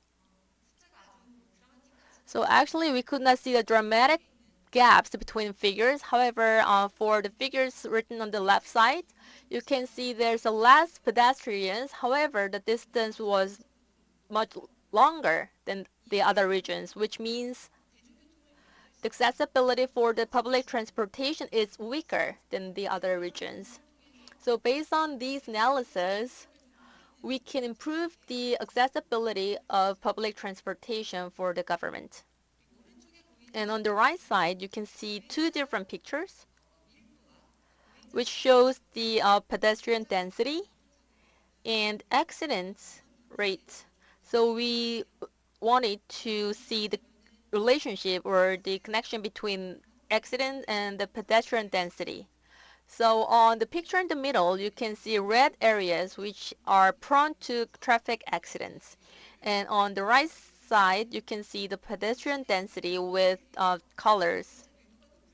So as you can see, there's more like pedestrians, like with higher pedestrian density, there are more accidents, which is quite like reasonable to understand. So we can get insight from this data. So after the traffic accident, so rather than designating the area as an accident-prone area after having traffic accidents, but we can preemptively designate an area as an accident-prone area by analyzing the pedestrian density data. So with the telecommunication data, we are going through the location intelligence like analysis, and this is carried out by our own platform called Litmus. Well, do not want to play our videos. However, I left the address of our link. So you can get more information about our Litmus platform on that link. So I hope you can have more interest in our Litmus platform as well. Thank you very much for listening to my presentation.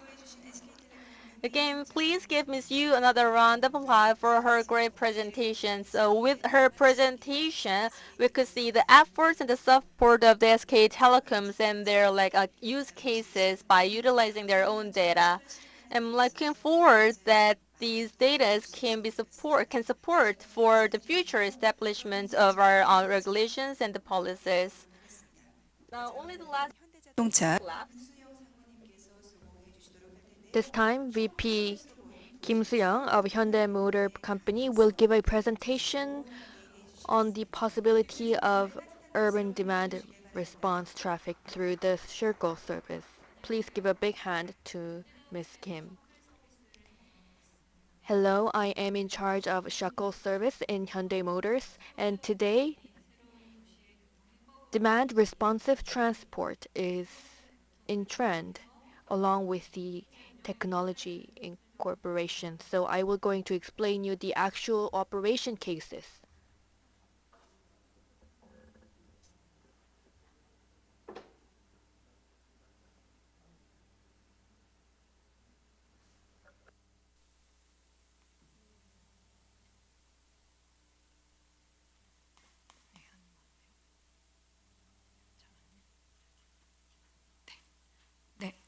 그러면 설명을 드리겠습니다. Okay, I will start.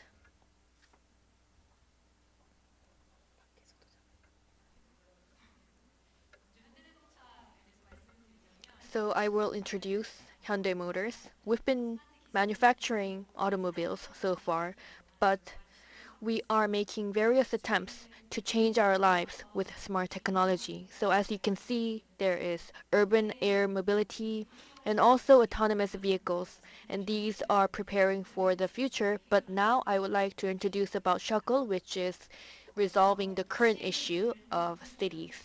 Now I will explain you about urban city. So far, urban infrastructure is about focusing on the life itself. So sustainable and easily accessible urban transportation in neighborhood-oriented urban planning for improved community infrastructure and better quality of life. So cities are pursuing the good living in cities. So this is not just in Korea, but also happening globally. It is very important to have bicycles and walking convenient in the urban areas in order to make this happen. So in Korea, there is about 80 to 80% living in urban area, and they are mostly living in cities. And if we look at their commute time, the average time is 29.2 minutes by car, and most commute method is automobiles. So most people drive to work. And 50% of Korean people are living in capital area. So Korea capital area is very congested, so we need to have a solution to resolve this suggestion. So we think this is one of the reasons why we have so many issues around this area. So if you look here, the new city people think it is very difficult to live in new city because of lack of public transportation. So they think it is very distant and it takes so long to take a train or bus. So that is the reason why people living in new city tend to drive more than using public transportation. So in order to lure them to public transportation, it takes time and budget. So we have came up with responsive demand, demand responsive transit. And this had started with new medium for short distance travel. And we set the maximum distance, which is 2 kilometers, and we make short waiting time so that people can wait together conveniently, and then we have built systems so that we can respond this together. So as Hyundai Motors, we are trying to make up a optimal vehicle so that in order to provide the optimal experience for customers. So we are trying to provide nice and comfortable experience to customers. I'm not sure if this can be played properly, but if you look at this video clip, see, this is the vehicle, Shuttle, coming to you. Safe bus stops are already built. So route is automatically created, and if you just sit, AI technology recognize that you are seated. And next is our platform products. Let's see this. This is application for user, applications for driver, and also monitoring tool for operation. And currently, as new mean of transportation, this is providing solution, but also if you look here, there is autonomous driving. So we have a demonstration pilot service in Sejong with the autonomous driving testing. And this had been implemented in Sejong and also in other areas. So we are now testing the autonomous operation. And starting in 2020, we are now actively providing the service, and so far 81,000 people had registered and total 716,000 people have used, and total call number were 863,000.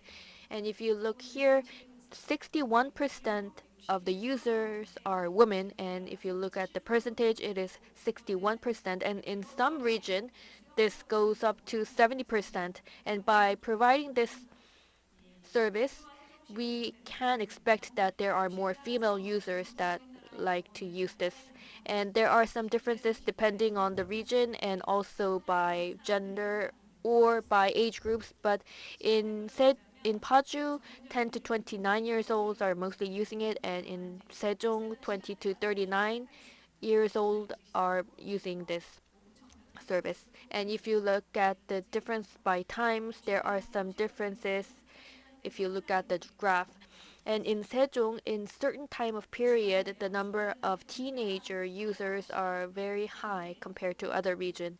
And if you look at the weekdays difference, there are many cases of many people who are acquainted to each other are using it together. And this is the pattern of their commute, shopping, and outing, and also commuting, going to hospital, all included in this picture. If you compare these two, one is Paju. This is a city that is very close to Seoul, and during the early morning time, it is very congested. The demand and commute population is very high. But if you look at Sejong here, Sejong is self-service city, so all things can happen in Sejong.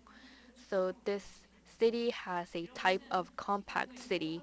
So in Sejong, there's work, there's school, everything you can solve in Sejong. So there is not that much population uprise in Sejong area during the morning time. So depending on the city, the demand and congestion is different, and also the moving trends are different. When there's DRT, a demand responsive transit, we really want to know what kind of mean of transportation that we can replace. And this had been calculated. And first, we can replace bus, next vehicles. And if you look at the answers,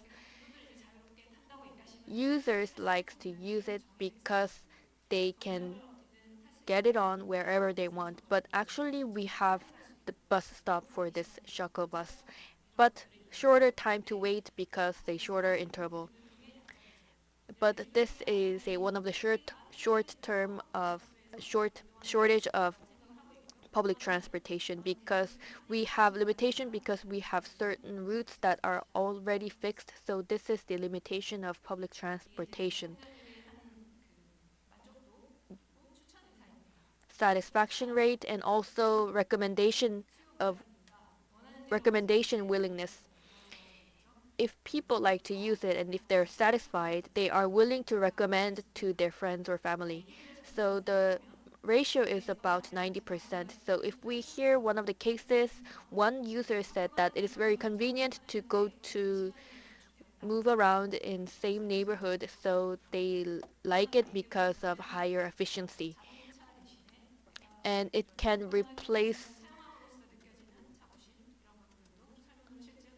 individual automobiles because it can be eco-friendly because they can feel like they are contributing to this, and they think it had changed the quality of their life. We are making various attempts like this, and by using public transportation already, we already have, and we are also trying to find out how we can reinforce the already existing transportation means. Currently in Paju and Sejong also, they have this transit service. I know that you are all aware of transit, and if you are using the public transportation, you are able to use transit service at the same time in Korea. This is my last slide. We put in new public transportation mean, and we integrate mobility service platform as a urban infrastructure. And this is the vision of Hyundai Motors. And thank you so much for listening. Thank you so much, VP Kim Soo-young from Hyundai Motors. We have listened to 5 different presentations from 5 presenters. Now we will going to have a panel session, but before we have panel session, we will going to have 10 minutes of break. So after 10 minutes, we will going to resume. So I will see you in 10 minutes. Thank you.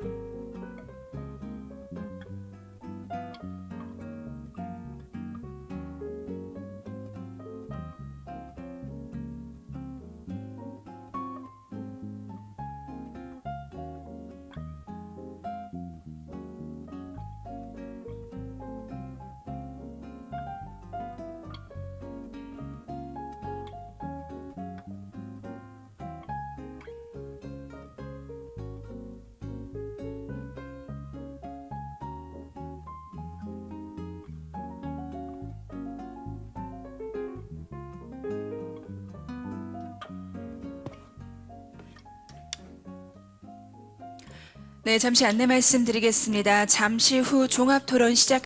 May I have your attention, please? The discussion session will start shortly, so please come into the venue and be seated. May I have your attention, please? The discussion session will start soon, so please come back to the venue and be seated.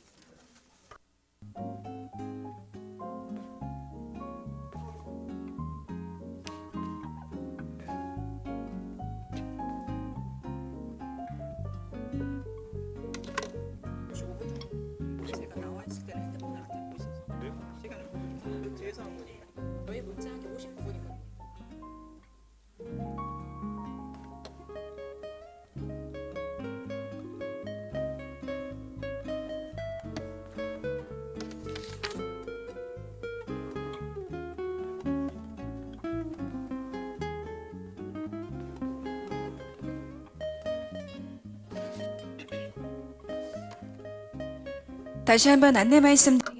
May I have your attention, please? The discussion session will start shortly. So please come back to the event venue and be seated.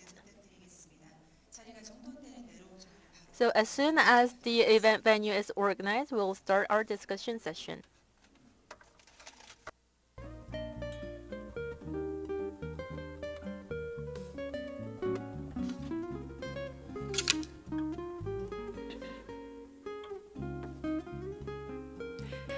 네, 착석 부탁드리겠습니다.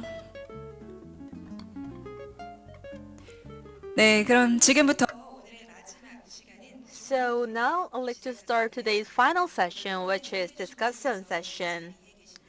So we have our chair and the panels on the stage. So let me introduce today's participants for the discussion session. So we have our chair, Professor Oh Chol of Hanyang University. So I'd like to introduce today's panels, including Professor Yoonil Soo of Aju University, Professor Kim Dong-gyu of Seoul National University, Executive Director Yoo Min-sang of Autonomous A2G, Traffic Policy Analysis Ms. Josephine Marketer of ITF, and Director Han Jung-han of Korea Transportation Safety Authority. And please stand up from your seat and make a great.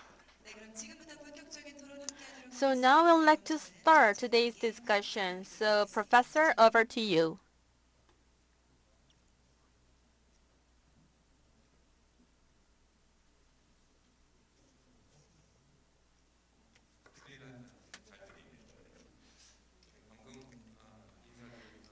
Good afternoon, everyone. I am Professor Oh Chol of Hanyang University.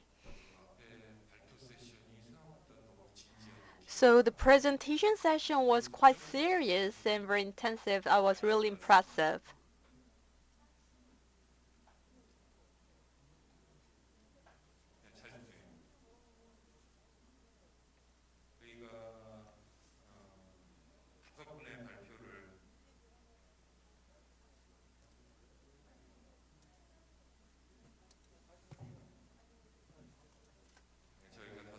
So we had 5 presentations.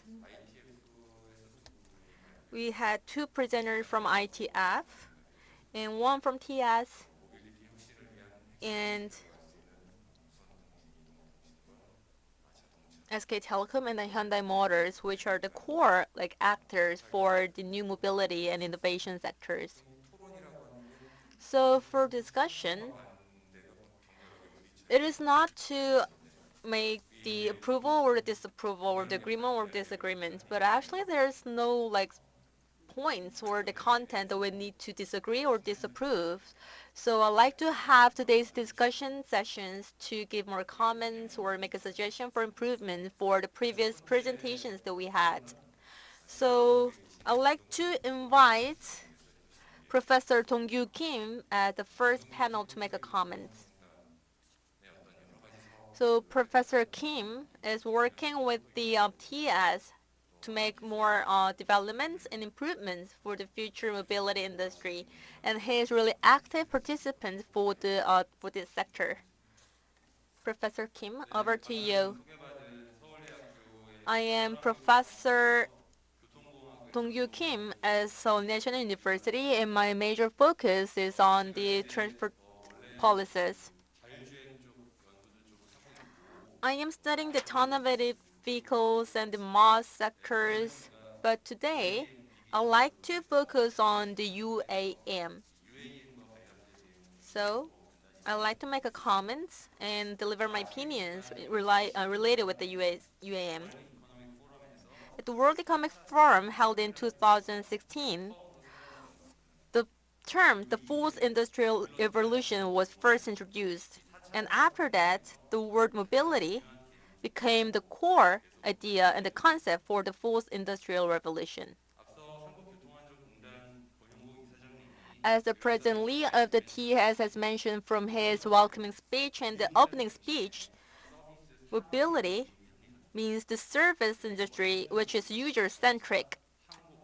And also, aviation, vessels, and the cars, compared to conventional transport modes, it has its own different distinctive characteristics. So unlike the traditional aviation services, we are promoting the UAM with three differences. The first difference will be the accessibility.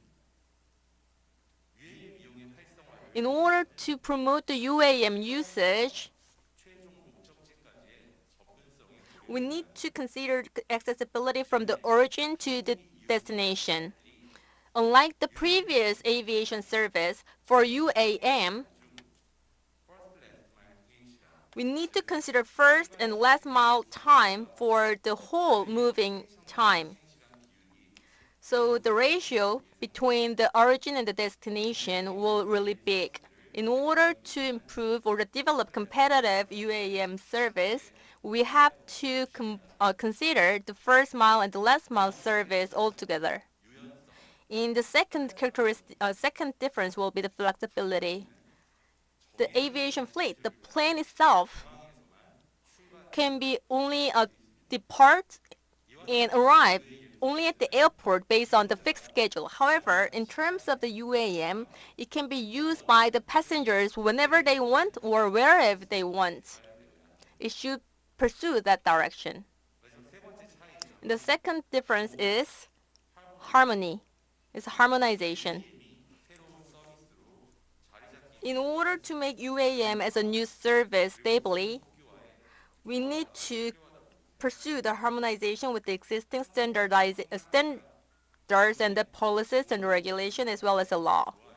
So it should make harmony with the existing logistics, transport, and the other related sectors.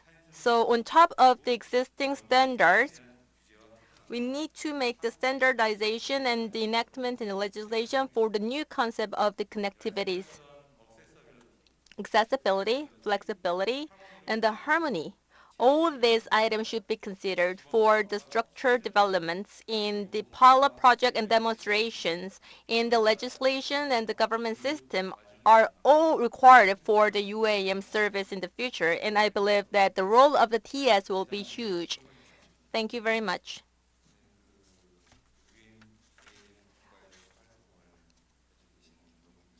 So thank you for the comment in terms of the UAM. So UAM is a really good mode and a good system. However, it should be eventually used very conveniently by the passengers. And thank you for your comment in regarding that. 조세핀 마차리아. Next, I will handle the mic to Ms. Josephine Macarira, and she is from International Transport Forum, and she is a policy analyst, and we will going to hear about the IPTF cooperation opinion from her. Very much. My name is Josephine Macharia. I'm a policy analyst at the ITF, and I focus on equity, accessibility, and decarbonization. So we work on exploring policies that can address all of these three problems together. So that's my main focus at the ITF. My background is in urban mobility, so today's topics were very interesting to me. It's great to see so much work being done in the field of urban mobility to progress the ideas of better access, especially. The main reason for that is that people don't really use the transport system just for the sake of traveling. They don't ride buses just to ride buses. They use the transport system to access opportunities, to meet their friends, to go to school, to go to work. So we can really think of the core function of the transport system and transport policies as providing access to these opportunities. So it was really great to hear from all of the different speakers today that focused on how our transport systems and transport policies can improve this function, which is getting people to where they need to go, to access the services that they need to access, and the opportunities that they need to survive and thrive in their lives. So I think it's great that we're taking this approach of focusing more on accessibility in addition to mobility, because mobility is great in enhancing accessibility. It makes our systems more efficient, it makes it easier for people to get around. But when we also focus on accessibility, we're thinking about who isn't traveling, why they're not traveling, what limitations they might be facing in order to get to where they're trying to go and to access the things that they need to access. And in this case, that's one of the focuses that we're having here at the ITF and in collaboration with MOLE in our Mobility Innovation Hub projects. Specifically, we're working on a project looking at accessibility in the Seoul capital area, and we're focusing on different socioeconomic groups because it's really important to understand how individual needs and demographics might affect access. So we're looking at age. You all know that Korea has a rapidly aging population, so by 2050 there'll be a huge share of the residents here will be over the age of 65, and we have to think about how the future transport systems are going to be serving their needs, especially considering right now our transport systems might be designed to maybe get people to and from work very efficiently, but not so much to meet the traveling needs of an aging population. To do that, we're relying on a lot of data, which it's great to see all the data being collected here and being analyzed. We've developed a tool to measure accessibility, and with that tool, we're hoping we can be able to share our efforts with different governments in considering how they can measure accessibility and think about why people are traveling or why they're not traveling and how they can improve transport systems in that regard. So yeah, I'm really happy to be a part of this conversation and continue to collaborate. Okay, thank you. Thank you so much for your good words. You have explained about the function about transportation in terms of accessibility and mobility, and in terms of in order to optimize all this, we need to come up with a policy. And you said we have to utilize different materials and information. And you also mentioned about Seoul and characteristic of Seoul, and you have studied a lot about Seoul in advance. Next, I'd like to have thoughts from the private sectors as well. So I'd like to invite Executive Director Yoo Min-sang of Autonomous A2G.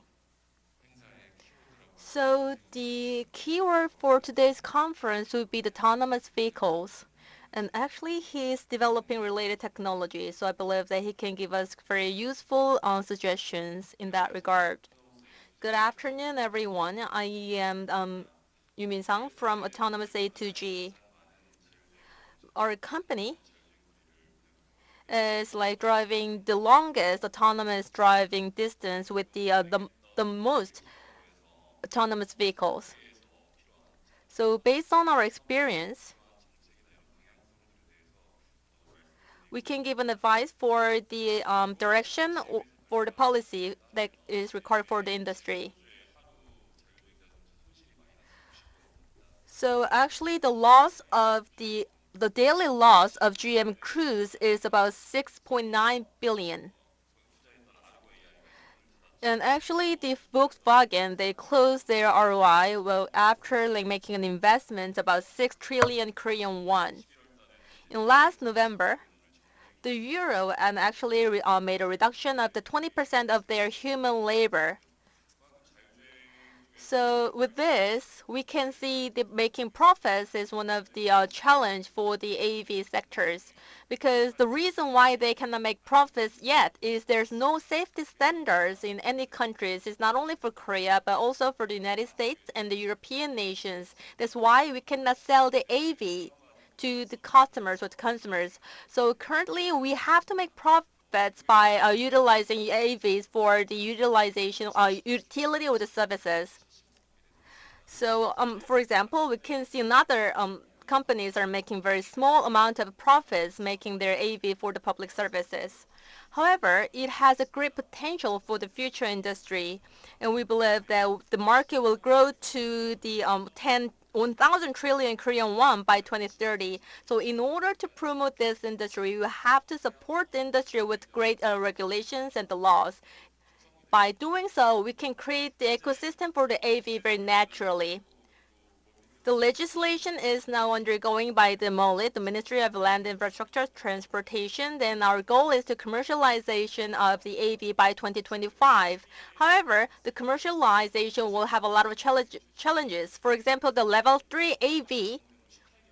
So actually, it took 18 months to make the first law after Mercedes-Benz has commercialized their first AV, which is level 3 AV. So even after we have the related regulations, we will spend more 23 months in order to get homologation and approval. So it means that we have to endure a very long time to make profits with the AVs. So against this backdrop, so the government has to provide the support or the incentives in order to grow together, and it can be the vision of the government as long as we do that. So we could see a lot of support systems based on of the roadmap of the government. So I'm looking forward that we can make a very good example to grow together between the government and the private sectors. Thank you for the great comments. Well, the market of the 1,000 trillion Korean won is really impressive. I would like to join the market in the future. So eventually, for the stability of the ecosystem, we need the regulatory support. There's a long way to go. However, I believe it is the right path to pursue, and we have to cooperate together.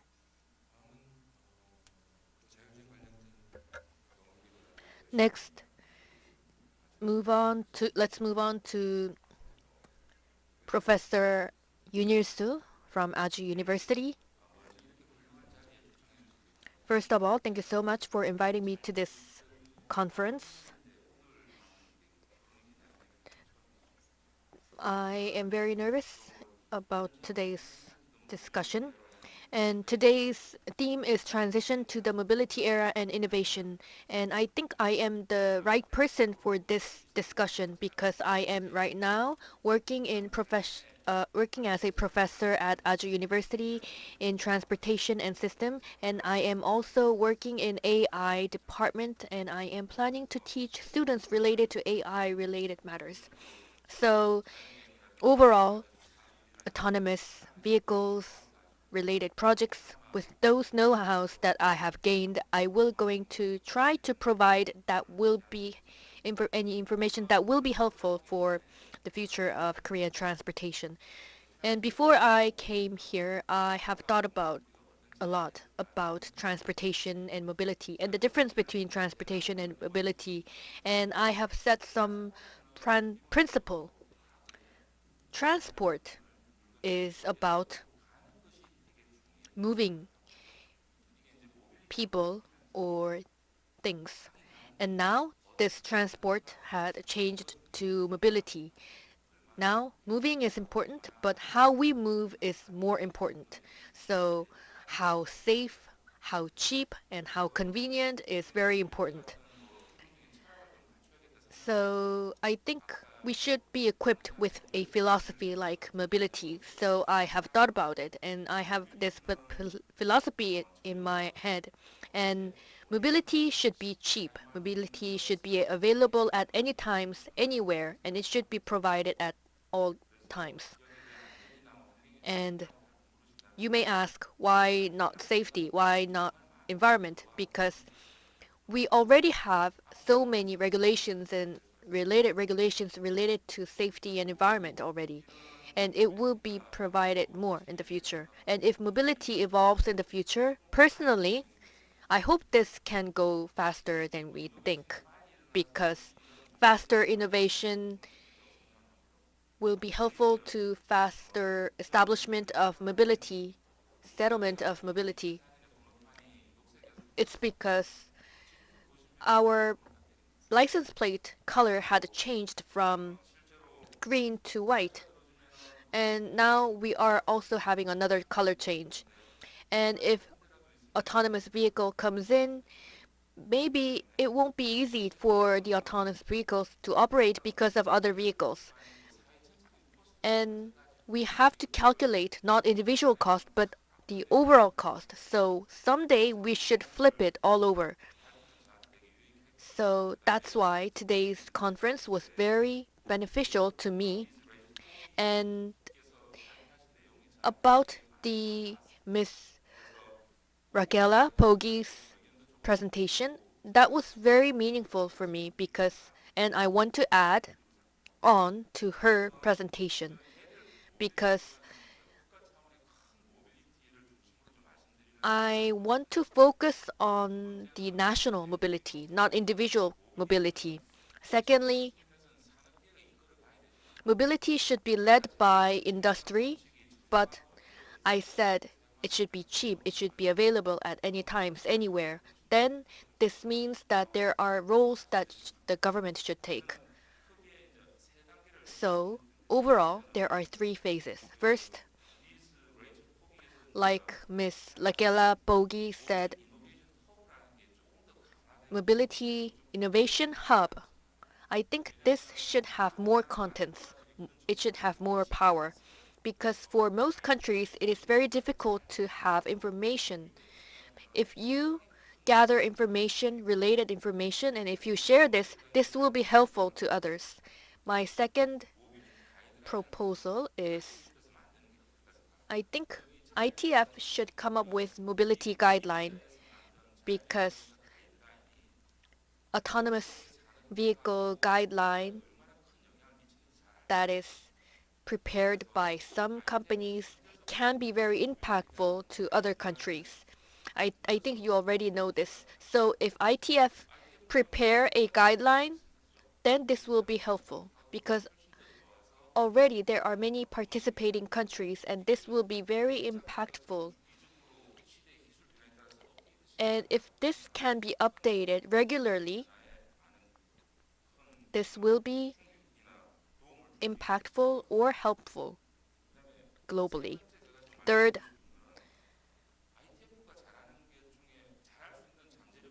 among ITF's potential, I think there is national assessment. National assessment is the thing that ITF can do very good.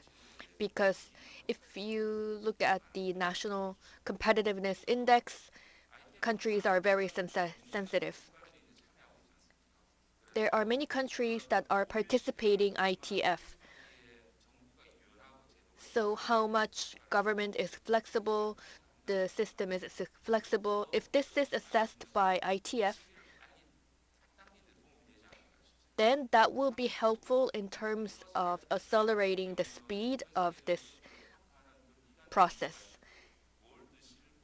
FYI, there is a assessment period, and after that period, there are grades, gold, silver, and other ratings. And if this is applied, then that will accelerate the whole process. And I think mobility innovation indices can be utilized in this process.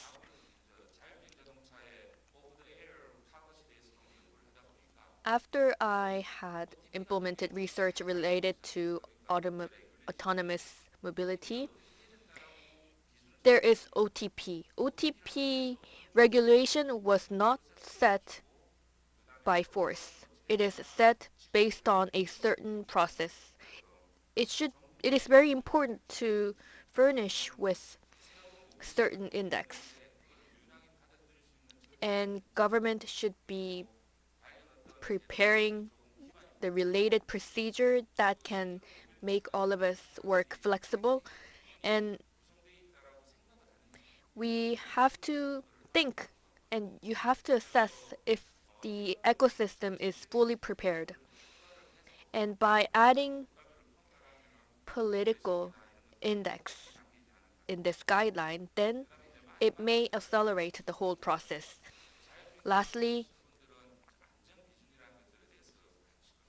autonomous vehicle experts may think safety standard is important.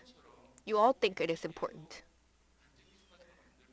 And I think safety standards should also be included in mobility. It should be included as one of the policies. So we have to see if the overall fare is fair, and we should see if this is socially sustainable. In order to assess all this, ITF should come up with a regulation or principle so that we can follow, and this can be helpful for other countries to proceed. And as for other international organizations, there is head and managers. If ITF is leading this, then TS will represent Korea and then will help ITF in this process. Lastly, mobility is coming, but we should not be following mobility. We have to let mobility follow us. So lastly, we have to change the game. We have to make the environment different so that we can lead. Thank you for listening.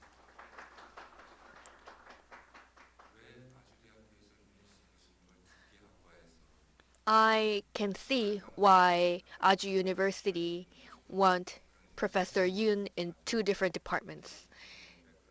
It was very deep background and perspective and insight. Well, I majored in transportation also. I teach transportation, and I teach transportation engineering to sophomores. And like Professor Yoon just said, there is difference between transport and mobility. And me, myself, with the theme of mobility, transportation department should transform. Maybe we should transform. It is time for us to change.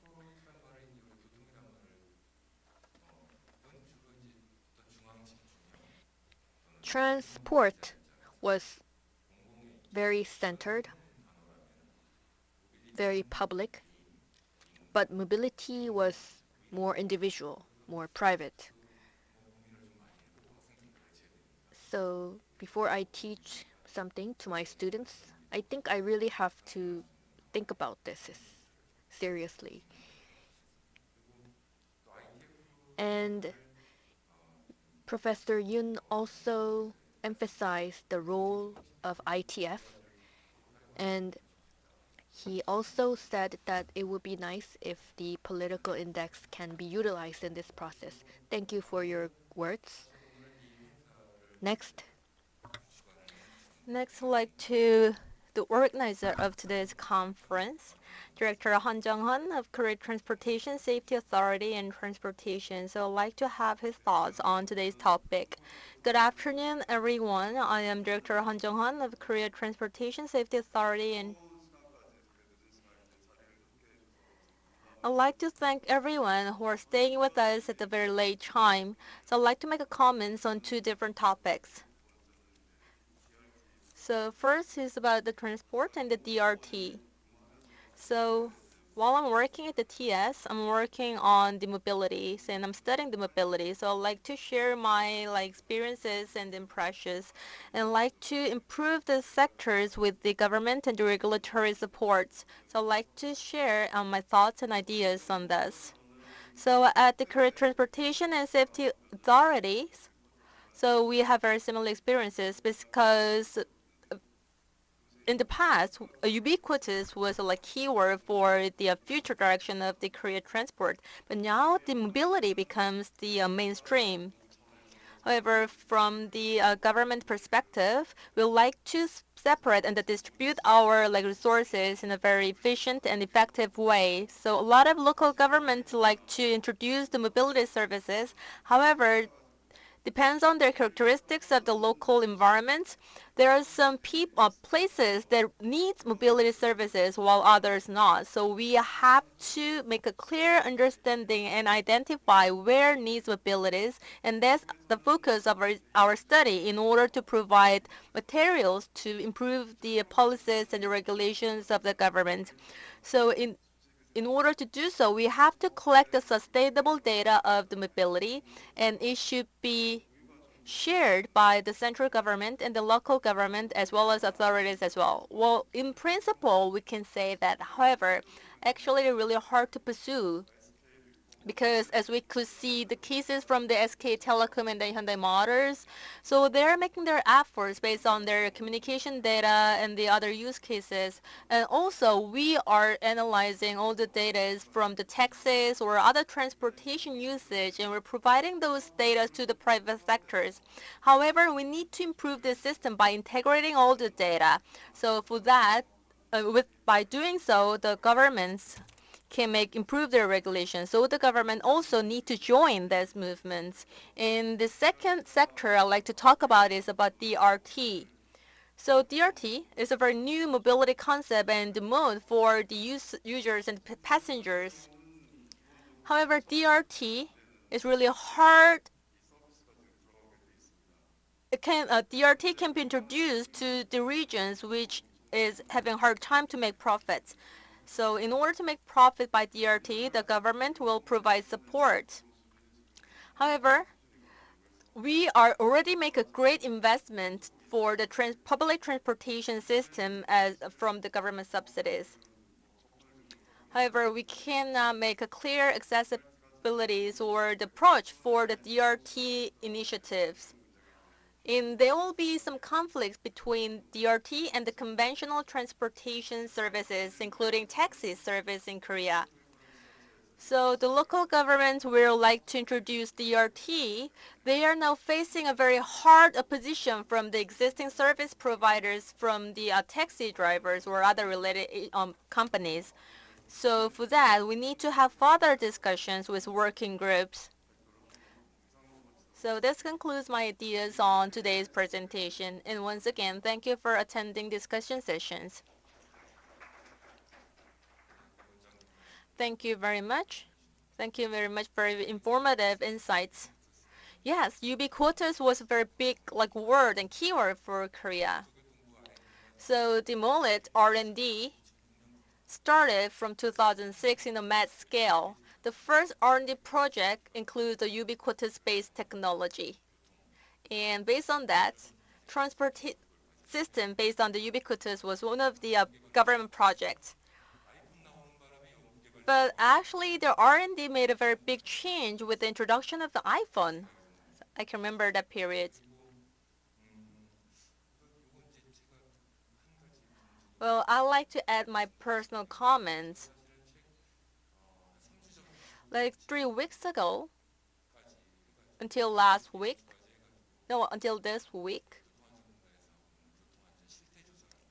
I am participating in the validation study with the Korea Transportation Safety Authority by making travel all around the country.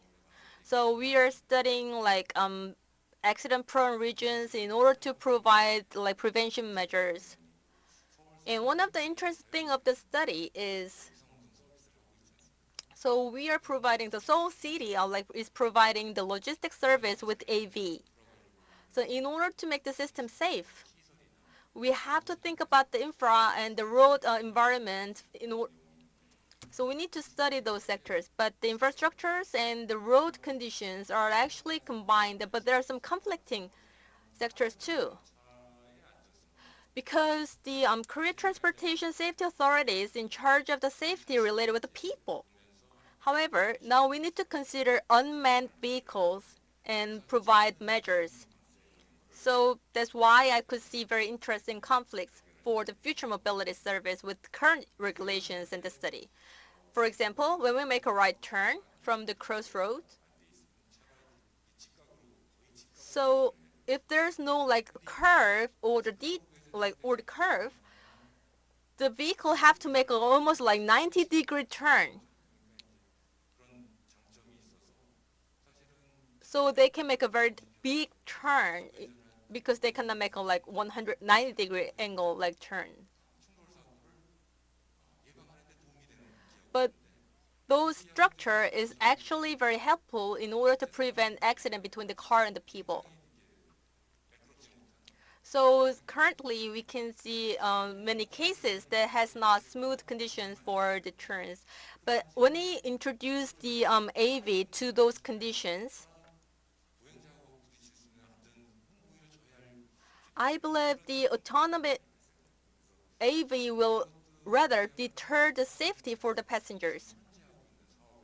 So all those like actual conditions should be considered for the introduction of the AV and the further improvements of the regulation. So we need to study the current situation and organize the issues that we have to face.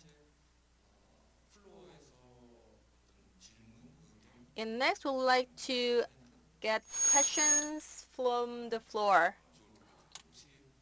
So if you have any questions, please feel free to raise your question to the panels. So we'd like to have discussion sessions until 4:50. So we have enough time for further discussions, almost like 10 minutes. So is there any question from the floor?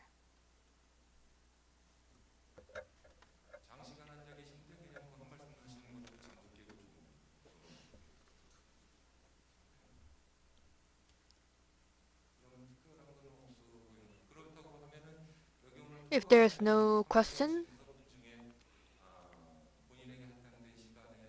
are there any panels that are willing to add? Do you need to add anything?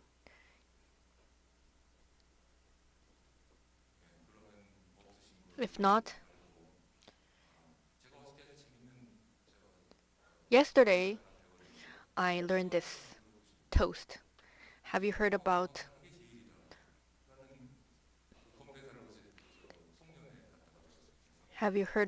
communication and collaboration is the best?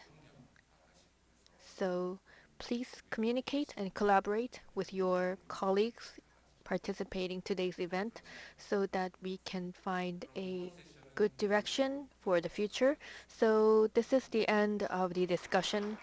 Thank you so much for your participation. Thank you so much. That was the panel discussion. Professor Yunil-soo from Aji University, thank you so much for chairing today's discussion. Please give the panelists a warm round of applause. 시간 동안 함께 We have been a long way for the ITF International Conference 2022. So if all the participants are seated, I will continue. We have